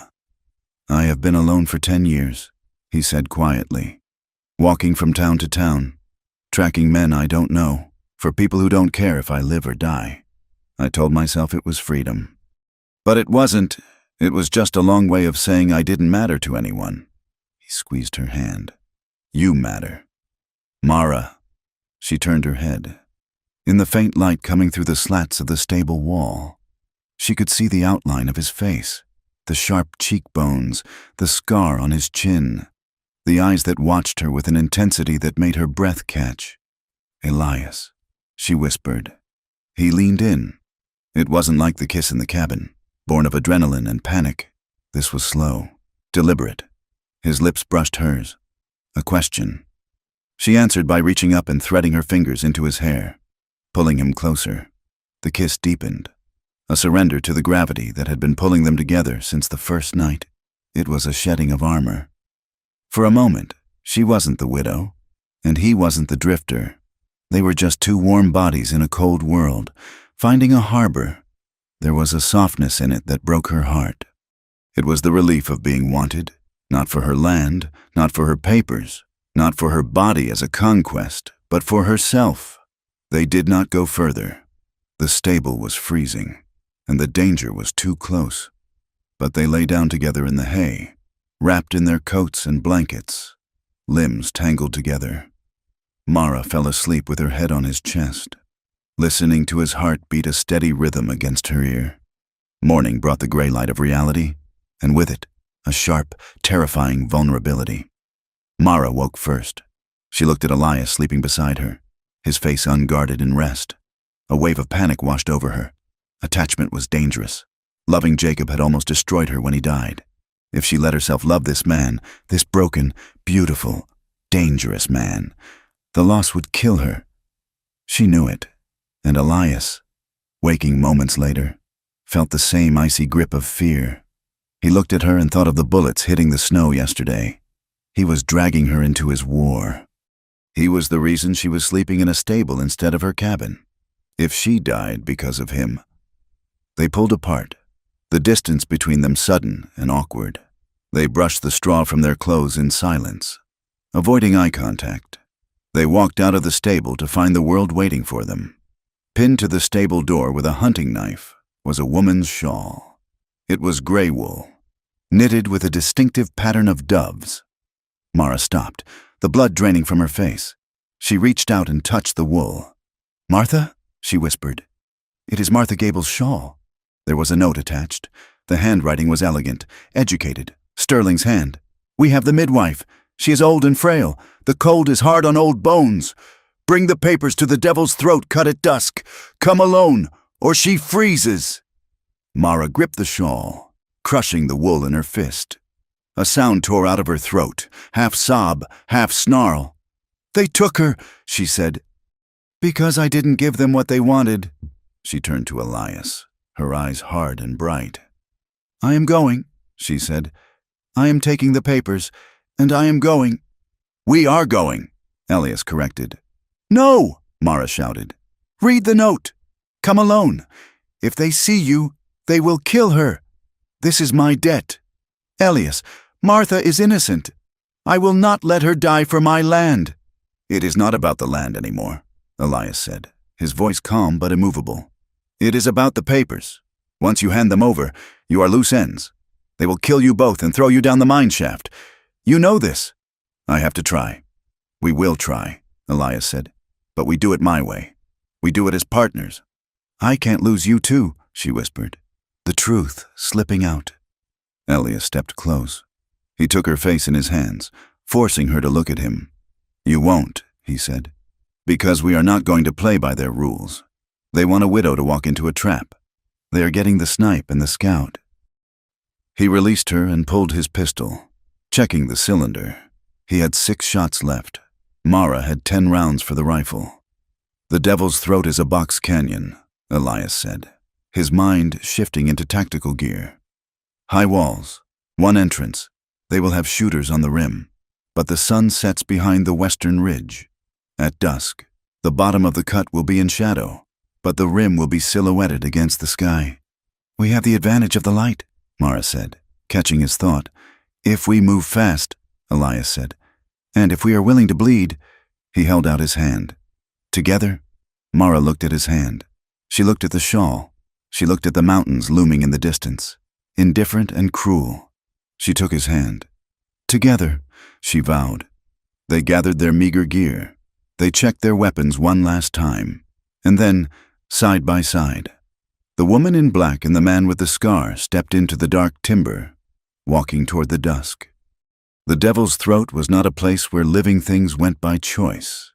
It was a jagged gash in the earth where the mountain had been blasted open 20 years prior, a failed vein of silver that had yielded nothing but gray rock and bankruptcy.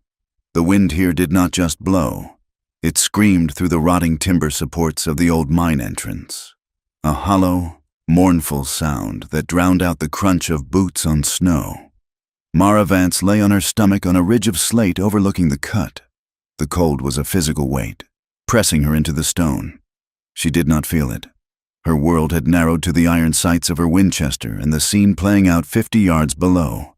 The sun was setting behind the western peaks, casting the bottom of the cut into deep, purple shadow, while the rim where she lay was still touched by the fading light. Elias had been right. The contrast made the men below look like ghosts, while any movement on the ridge would be stark black against the twilight sky. But Mara knew this ground. She knew that the wind swirled in a vortex near the mine entrance. She knew that the pile of tailings to the left offered false cover because it shifted under weight. She had placed a small cairn of stones near the dead spruce sapling earlier, a marker for range. Elias was down there. He had insisted on walking in alone to make the exchange. While she held the high ground, it was a risk that made her bile rise. But it was the only way. Below, Silas Vane waited. He sat on a large rock, looking comfortable despite the freezing temperature.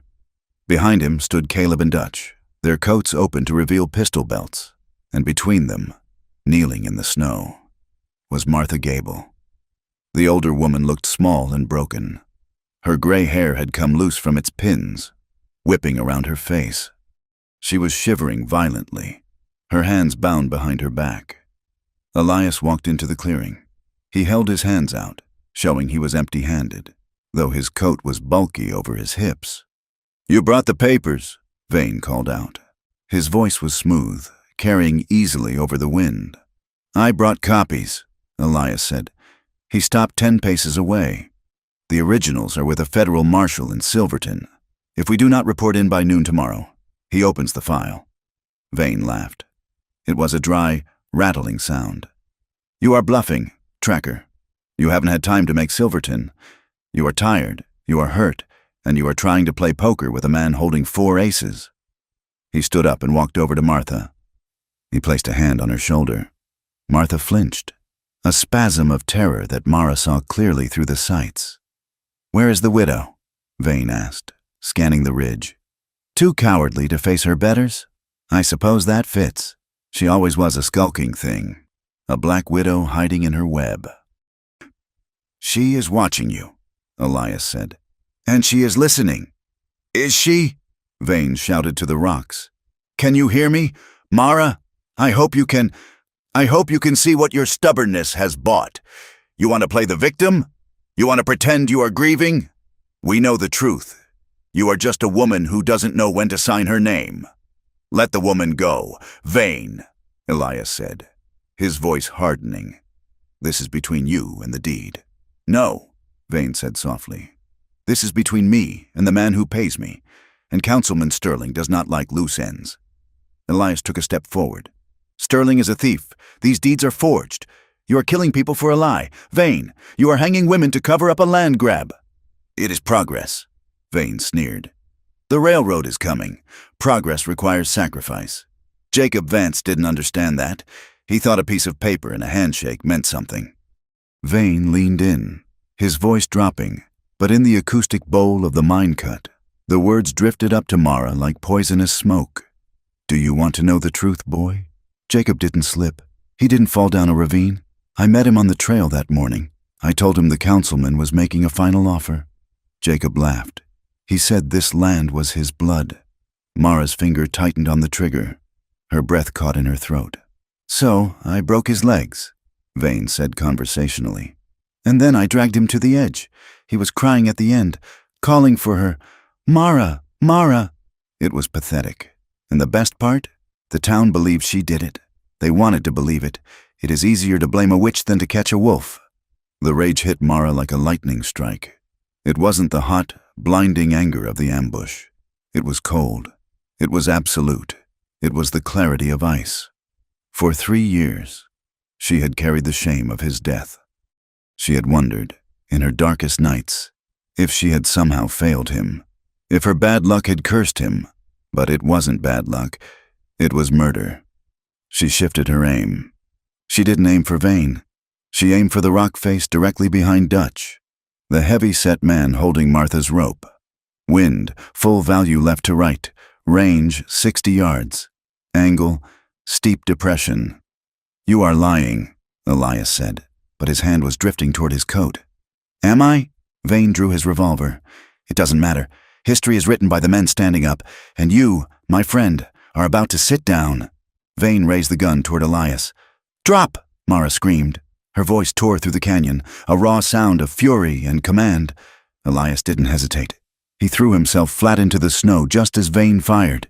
The bullet snapped through the air where his chest had been. Mara squeezed the trigger. Crack! The bullet slammed into the granite inches from Dutch's head. Rock fragments sprayed into his face. He yelled, clapping his hands to his eyes. Dropping the rope. Snipe! Caleb screamed. On the ridge! The canyon exploded into chaos. Elias rolled, coming up on one knee, his colt barking. He wasn't firing wildly. He was firing to suppress, driving Vane and Caleb back behind the tailings pile. Mara worked the lever of the Winchester. Click-clack. She saw Dutch stumbling blindly, reaching for his shotgun. She didn't let him find it. She put a round through his right thigh. He went down hard, screaming. Get Martha! Mara shouted. Elias was already moving.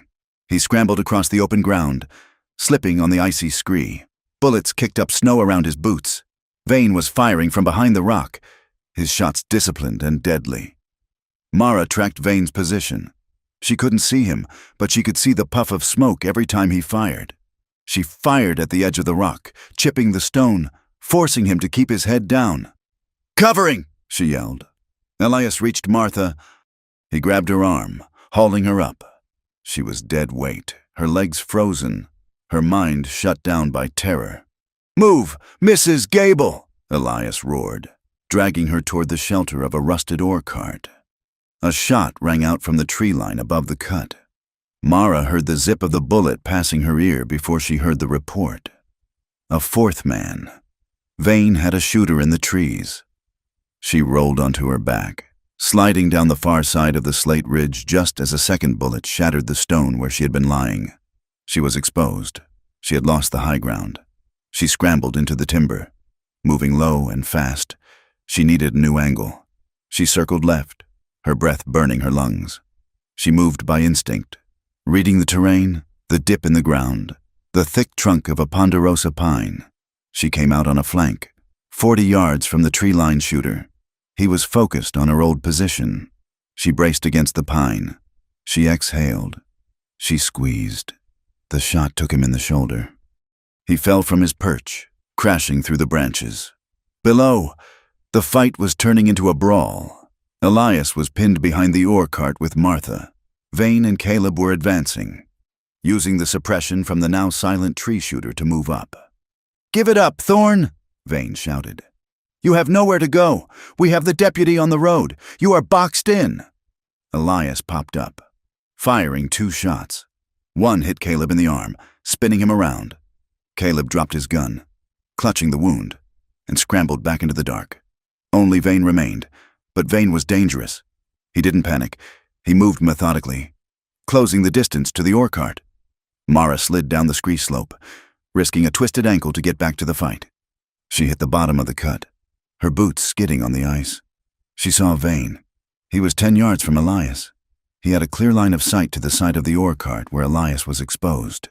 "Elias!" she screamed. Vane turned. He saw her, the woman in black standing in the open, the wind whipping her dress around her legs, the rifle in her hands. For a second, they looked at each other, the murderer and the widow. Mara raised the rifle. She had the shot, center mass, a kill shot. It would end it. It would end the fear, the threat, the nightmares. But she hesitated. It wasn't fear. It was the weight of the soul. Killing a man in the heat of battle was one thing. Executing a man who was looking you in the eye was another. It was the line between a soldier and a murderer. And in that split second, Mara Vance flinched from crossing it. Vane saw the hesitation. He grinned. He didn't fire at her. He spun back toward the ore cart and fired at Elias. The bullet caught Elias in the side. The impact threw him backward into the snow. He groaned, clutching his ribs, his pistol falling from his hand. "No!" Mara shrieked. The hesitation vanished. The moral weight evaporated, replaced by cold, desperate survival. She had hesitated, and Elias had paid for it. Vane turned back to her, raising his gun for the finishing shot. Mara didn't think. She didn't aim. She became the weapon. She fired from the hip. The bullet struck Vane in the right knee. It shattered the joint. Vane screamed, his leg buckling under him.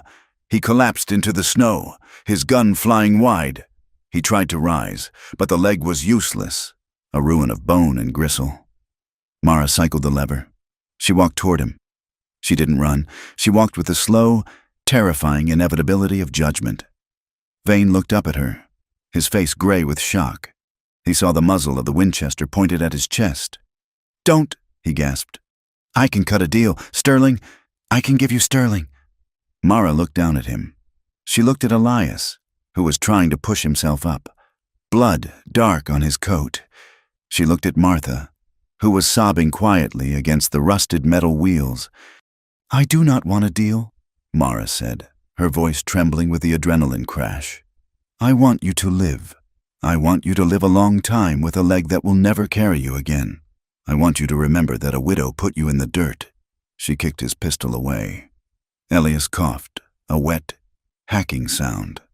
Mara abandoned Vane and ran to him. "Elias," she cried, dropping to her knees. "Let me see." "It is the ribs," Elias rasped, his teeth gritted. "Armor of the coat. Slowed it, but it stings." She checked the wound. The bullet had hit the thick leather of his ammo belt and deflected into the flesh of his side. It was bleeding heavily, but it hadn't punctured the lung. "We have to go," Elias said, gripping her arm. "Vane said the deputy is on the road. The shots. They will bring everyone." "Martha," Mara said. "We have to get Martha." They grabbed the older woman. Martha was in shock, unable to walk. "I can't," Martha wept. "Leave me. I am just an old woman." "We leave no one," Mara said fiercely. She handed her rifle to Elias, who used it as a crutch. Mara bent down and, with a grunt of effort, pulled Martha's arm over her shoulder. Elias took the other side. They hobbled out of the Devil's Throat, leaving the groaning men in the bloody snow. They didn't go back to the road. They went straight into the black timber, pushing through the deep drifts, heading for the only place Mara knew they wouldn't be followed immediately. The hollow. Night fell with the weight of a coffin lid. The temperature dropped to 30 below. The woods were a labyrinth of shadows and cracking branches.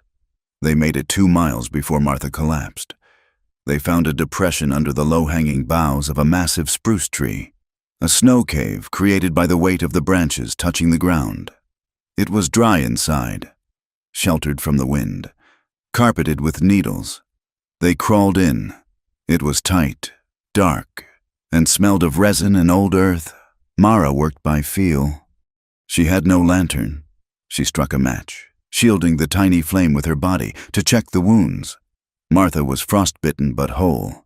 Elias was worse. The graze on his side was deep, and he had lost blood. He was shivering violently, the hypothermia creeping in to finish what Vane had started. "We need heat," Mara whispered. "But a fire will be seen." "Body heat," Elias chattered. "It is the only way." They huddled together in a pile of misery and survival. Mara placed Martha in the middle, wrapping the older woman in the best blanket. She and Elias pressed in on either side, sharing their warmth. Mara tore a strip from her petticoat and bound Elias's ribs tight. Her hands were slick with his blood, shaking so hard she could barely tie the knot. "I hesitated," she whispered into the dark. Her voice broke. "I had him, Elias. I had a clean shot, and I didn't take it. And he shot you." Elias reached out in the darkness. His hand found her face. His fingers were ice cold, but his touch was steady. "You hesitated because you are human," he whispered. "Because you are not him." "I almost got you killed," she sobbed quietly. "I am not a soldier. I am just a woman who brings bad luck." "Mara," he said sharply. "Stop." He pulled her face down to his. "You saved us," he said. "You walked into hell and you dragged us out. You are the bravest thing I have ever seen." "I'm afraid," she admitted. "I am so afraid." "Good," he said. "Fear keeps you warm." He kissed her then. It wasn't gentle. It wasn't romantic in the way of storybooks. It was fierce. It was desperate. It was a collision of teeth and cold lips and the metallic taste of blood. It was a kiss that tried to steal the breath from the other person because their own breath wasn't enough. Mara clung to him. She gripped his coat, burying her fingers in the wool. She kissed him back with a hunger that terrified her. She wanted to crawl inside his skin, to hide in his strength, to prove to herself that he was still warm, still alive. They clung to each other in the snow dark, listening to Martha's shallow breathing and the wind howling outside their fragile shelter. "I love you," Elias whispered against her mouth. The words were a shock, a sudden, bright flare in the darkness. Mara froze. She had buried her heart with Jacob. She had thought there was nothing left to give, but as she held this damaged, stubborn man who had bled for her, she realized the trunk wasn't the only thing she had unlocked. "I love you," she whispered back. It felt like a vow. It felt like loading a weapon. Morning came with a deceptive peace. The wind died. The sun rose on a world of glittering white diamond. But the peace was a lie. Elias woke first. He was stiff, in agony, but the fever had broken. He crawled to the edge of the spruce boughs and peered out. He saw the smoke rising from the town in the distance. And he heard the bells. The church bells of Clearwater were ringing, not the slow toll of a funeral, but the frantic, clanging rhythm of an alarm. "Mara," he said, shaking her shoulder. "Wake up!" She sat up, gasping, her hand instantly going to the knife in her boot. "What is it?" "The town," Elias said grimly. "They are signaling." They crawled out of the shelter. The air was crisp, freezing. From their vantage point on the slope, they could see the road leading out of Clearwater. A column of riders was moving out, 20 men, armed. "A posse," Mara said, her voice dull. "Sterling." Elias nodded. "Miller must have made it back. They know Vane failed. They know we have the papers. Sterling is throwing everything he has at us. He is calling it bringing order." "They will track us," Mara said. "In this snow." We leave a highway behind us. We can't outrun them carrying Martha, Elias said. And we can't fight 20 men. Mara looked at the riders.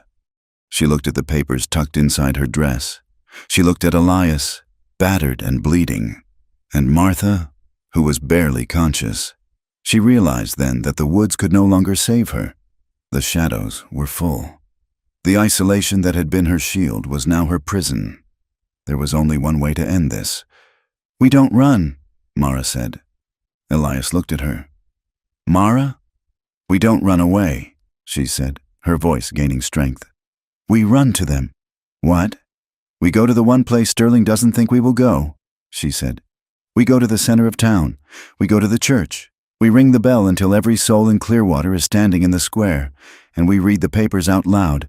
That is suicide, Elias said. Sterling will shoot us before we get a word out. Maybe, Mara said. She touched the scar on her shoulder. She touched the grip of her Winchester. But I am done hiding in the dark. Elias, if we are going to die, let us die in the light. Let them see exactly who they are killing. She turned to him, her eyes clear and dry. Are you with me? Elias looked at the posse riding toward the mountains. He looked at the woman who had shot the knee out of a killer to save his life. He smiled, a crooked, painful, beautiful smile. Lead the way, Snipe. The dawn broke over the Sawtooth Ridge not with hope, but with a cold, indifferent clarity. The sun was a pale disk behind a veil of ice crystals, casting long, blue shadows across the snow. Ravens circled in the updrafts, silent black specks waiting for the world below to yield something dead. Mara Vance walked into Clearwater. She did not skulk in the alleys, and she did not run. She walked down the center of the main street, her boots breaking the crust of the ruts with a steady, rhythmic crunch. To her right limped Elias Thorne, using her Winchester as a crutch, his face gray with pain but his eyes scanning the rooftops. Between them, supported by their interlocked arms, was Martha Gable. The town was waking up. Shopkeepers sweeping boardwalks stopped mid-stroke. A mule driver hauled on his reins, staring. They looked at the trio like they were seeing ghosts rise from the grave. The Black Widow, the drifter, and the schoolteacher, battered, blood-stained, and walking with the grim purpose of an execution squad. They did not stop at the sheriff's office. They walked past the saloon and the general store, straight to the brick courthouse where the circuit judge, Honorable Thaddeus Halloway, had arrived late last night on the mail coach. The doors were heavy oak. Elias pushed one open. Inside, the courtroom, which doubled as the town meeting hall, was already buzzing. A land dispute between two cattlemen was on the docket. Judge Halloway sat behind a high desk, looking bored and tired. A man who had seen too much frontier foolishness and not enough law. When Mara entered, the room went silent. It was a physical silence, heavy and suffocating. Order, Judge Halloway muttered, banging his gavel without looking up. Next case. We are the next case, Mara said. Her voice was raspy from smoke and cold, but it carried to the back of the room. Halloway looked up. He adjusted his spectacles. He saw the woman in the torn black dress, the soot on her cheek, the armed man beside her. This is a court of law, madam, Halloway rumbled. Not a hospital ward. Who are you? I am Mara Vance, she said, and I'm here to report a murder. An hour later, the courtroom was packed. Word had spread through Clearwater faster than fire in dry grass. The posse that Sterling had sent out was still in the woods chasing shadows, leaving the councilman exposed. Sterling sat in the front row, his face a mask of polite concern that was slowly cracking around the edges. Deputy Miller stood by the door, his hand resting nervously on his gun belt. Elias stood before the bench. He had refused a chair.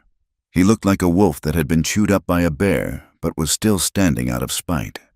We have heard a great deal of fantastical stories, Judge Halloway said, leaning back. You claim that a respected town councilman hired thugs to harass a widow, burn property, and kidnap a woman of good standing, and you claim this was done to cover up a fraudulent land scheme. That is a heavy accusation. Mr. Thorn, especially coming from a man with, "Your history, my history is not on trial," Elias said evenly. "The facts are, the Consolidated Rail Company is not buying land in this valley.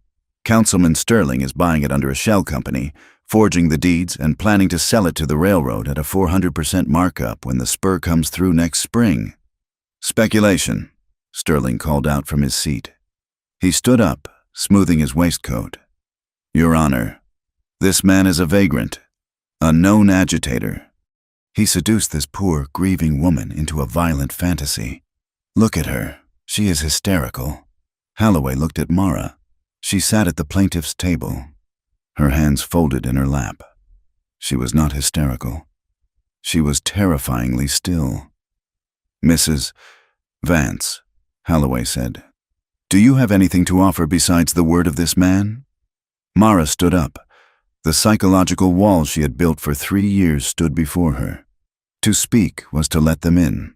To speak was to admit that she had been hunted, that she had been afraid, that she was not the witch they whispered about, but something far more dangerous. She looked at the faces in the crowd. She saw the shopkeeper who had shortchanged her. She saw the women who had crossed the street to avoid her shadow. "I have my husband's letter," she said. She pulled the packet from her bodice. She walked to the bench and placed it on the wood. "Jacob wrote this the night before he died," Mara said. "He details the threats.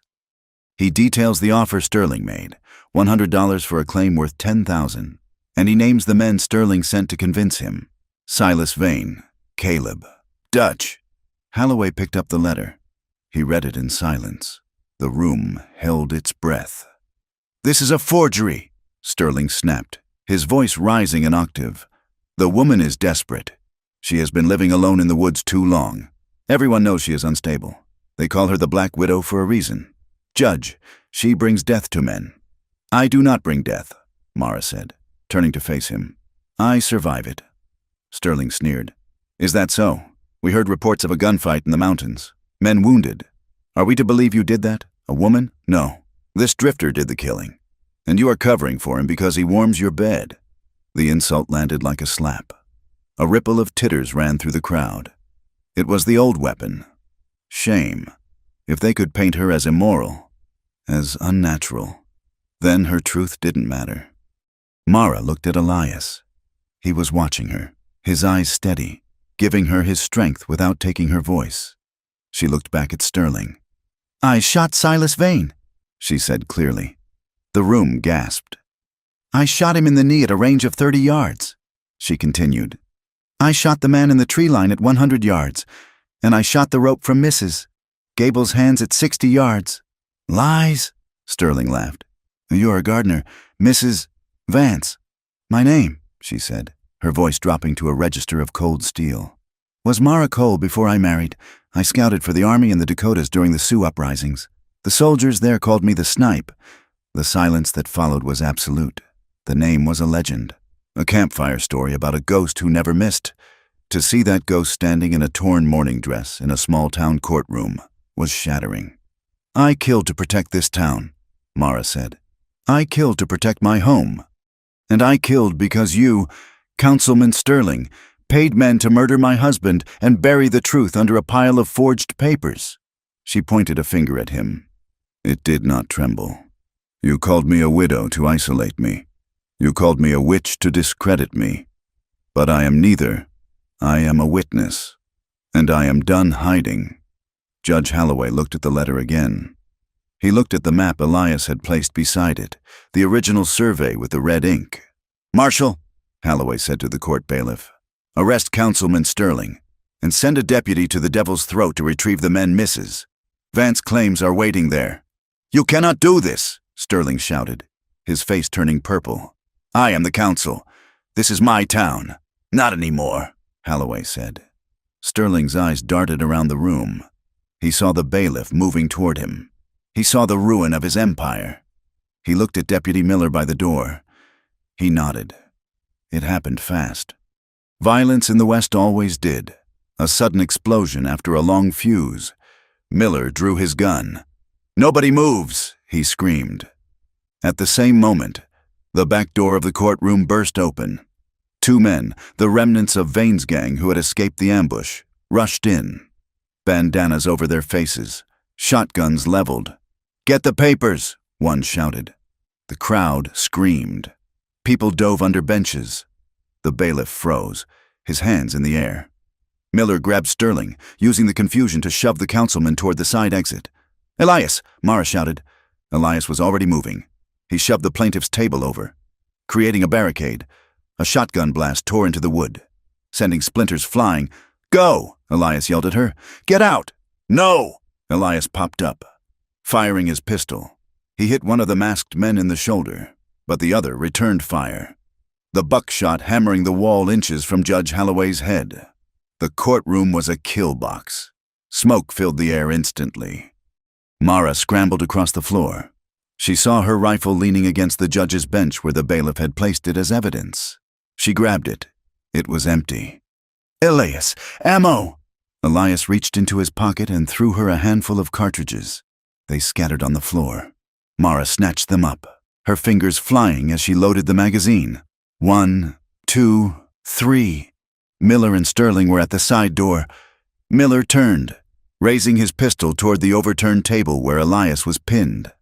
Mara stood up. She didn't have cover. She stood in the center of the courtroom. Amidst the screaming townsfolk and the swirling smoke, she cycled the lever. She saw Miller's gun leveling at Elias's exposed back. She saw Sterling opening the door to freedom. She had a choice. She could shoot Sterling. She could kill the man who murdered her husband, the man who had ruined her life. It would be justice. It would be vengeance. But Miller was going to kill Elias. Mara shifted her aim. She ignored Sterling. She ignored the rage screaming in her blood. She focused on the deputy's hand. Distance, 20 feet, target, moving, crack.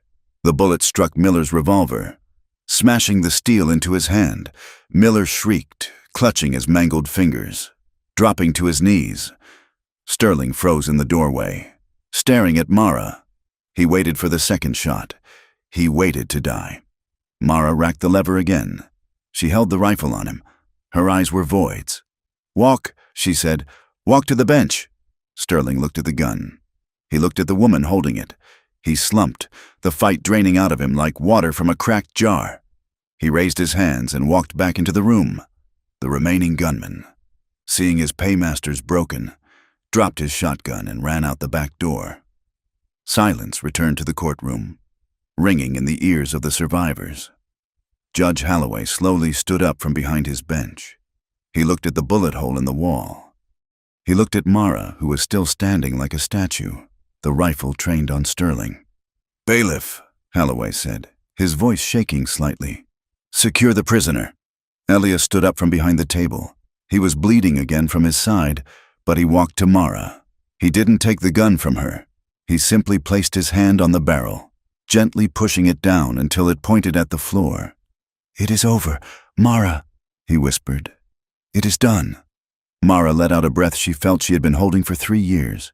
She slumped against him, and he caught her, holding her up before the eyes of the entire town. Justice in the territories was rarely swift and never perfect, but it was real. Councilman Sterling was denied bail. The federal marshal arrived from Silverton 2 days later, taking custody of both Sterling and the surviving members of the gang. The investigation into the land deeds was brutal and thorough. 26 claims were frozen, and the railroad company, eager to avoid a scandal, disavowed Sterling and negotiated fair prices with the original owners. For Mara, the victory was quieter. She sat on the steps of the courthouse 3 days later. The sun was actually warm on her face. The snow was beginning to melt, turning the streets to mud. A lawyer from Denver had just handed her a document. Her title was clear.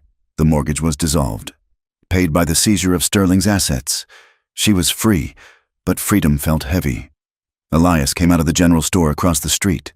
He was walking with a cane now, his legs stiff but healing. He carried a small sack of supplies. He sat down beside her on the steps. He didn't speak for a long time.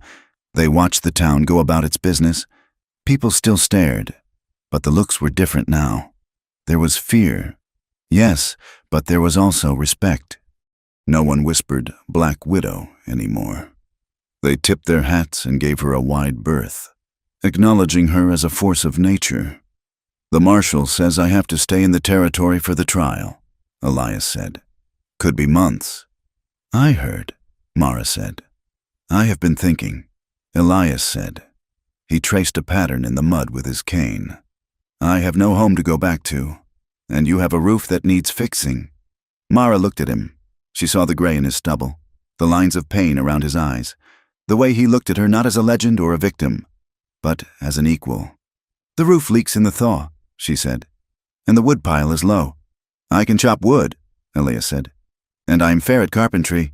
It is a hard life." "Elias," she warned, "the winters are long. The wolves come close, and the town, they will never truly accept us. We will always be the shooter and the tracker." "I am tired of towns," Elias said, "and I am tired of being accepted by people I do not respect." He turned to look at her fully. "I am not looking for a savior, Mara, and I am not looking to be one. I am looking for a partner, someone who knows how to hold the line when the storm comes." Mara felt the tears prick her eyes, but she didn't wipe them away this time. "I have a trunk," she said softly. "It is empty now. I was thinking of filling it with new things, seeds, books, maybe a new quilt." "Sounds like a good start," Elias said. He reached out and took her hand. His grip was warm, solid, permanent. "Let's go home," he said. They returned to the high country a week later. The snow was receding, revealing the black earth and the resilient green of pine needles. The cabin was as they had left it, though the scars of the siege were visible, the bullet holes in the logs, the charred remains of the shed. It looked wounded, but standing. They spent the first day in silence, working. Elias patched the roof. Mara scrubbed the floor, washing away the memory of the siege. They moved with a domestic rhythm that felt strange and miraculous. That evening, they stood at the edge of the tree line. The sun was setting, painting the sky in violent shades of violet and gold. The mountains loomed above them, indifferent, brutal, and beautiful. Mara leaned against Elias. He wrapped his arm around her, pulling her close. She didn't brace herself. She let her weight rest on him. She thought of Jacob, and the grief washed over her, a familiar tide, but it didn't drown her. It was just water, cold and clean. She realized she could love the dead without dying with them. She realized she could love the living without betraying the past. Elias kissed the top of her head. "The ground is soft enough to dig," he said. "We can plant the garden soon." "Potatoes," Mara said, "and carrots, and maybe some flowers, by the porch." "Flowers would be nice," Elias agreed. They stood there as the stars came out, hard and bright points of light in the vast darkness. They were two scarred people on the edge of the world, holding on to each other against the cold. It wasn't a fairy tale ending. The world was still hard. The gun was still loaded by the door. But as the wind came down from the peaks, it didn't sound like judgment anymore. It just sounded like the wind. And for the first time in 3 years, Mara Vance was not waiting for the end. She was waiting for the morning. Thank you so much for listening to this story. I hope the journey of Mara and Elias resonated with you. I would love to know where you are listening from. Please leave a comment below and share your location. If you enjoyed this tale of the American frontier, please consider subscribing to From Wild West for more stories of survival, love, and justice under the open sky. I also invite you to share your thoughts on the story in English in the comments section. Did Mara make the right choice? What would you have done in her boots? I look forward to reading your insights. Until the next time, keep your powder dry.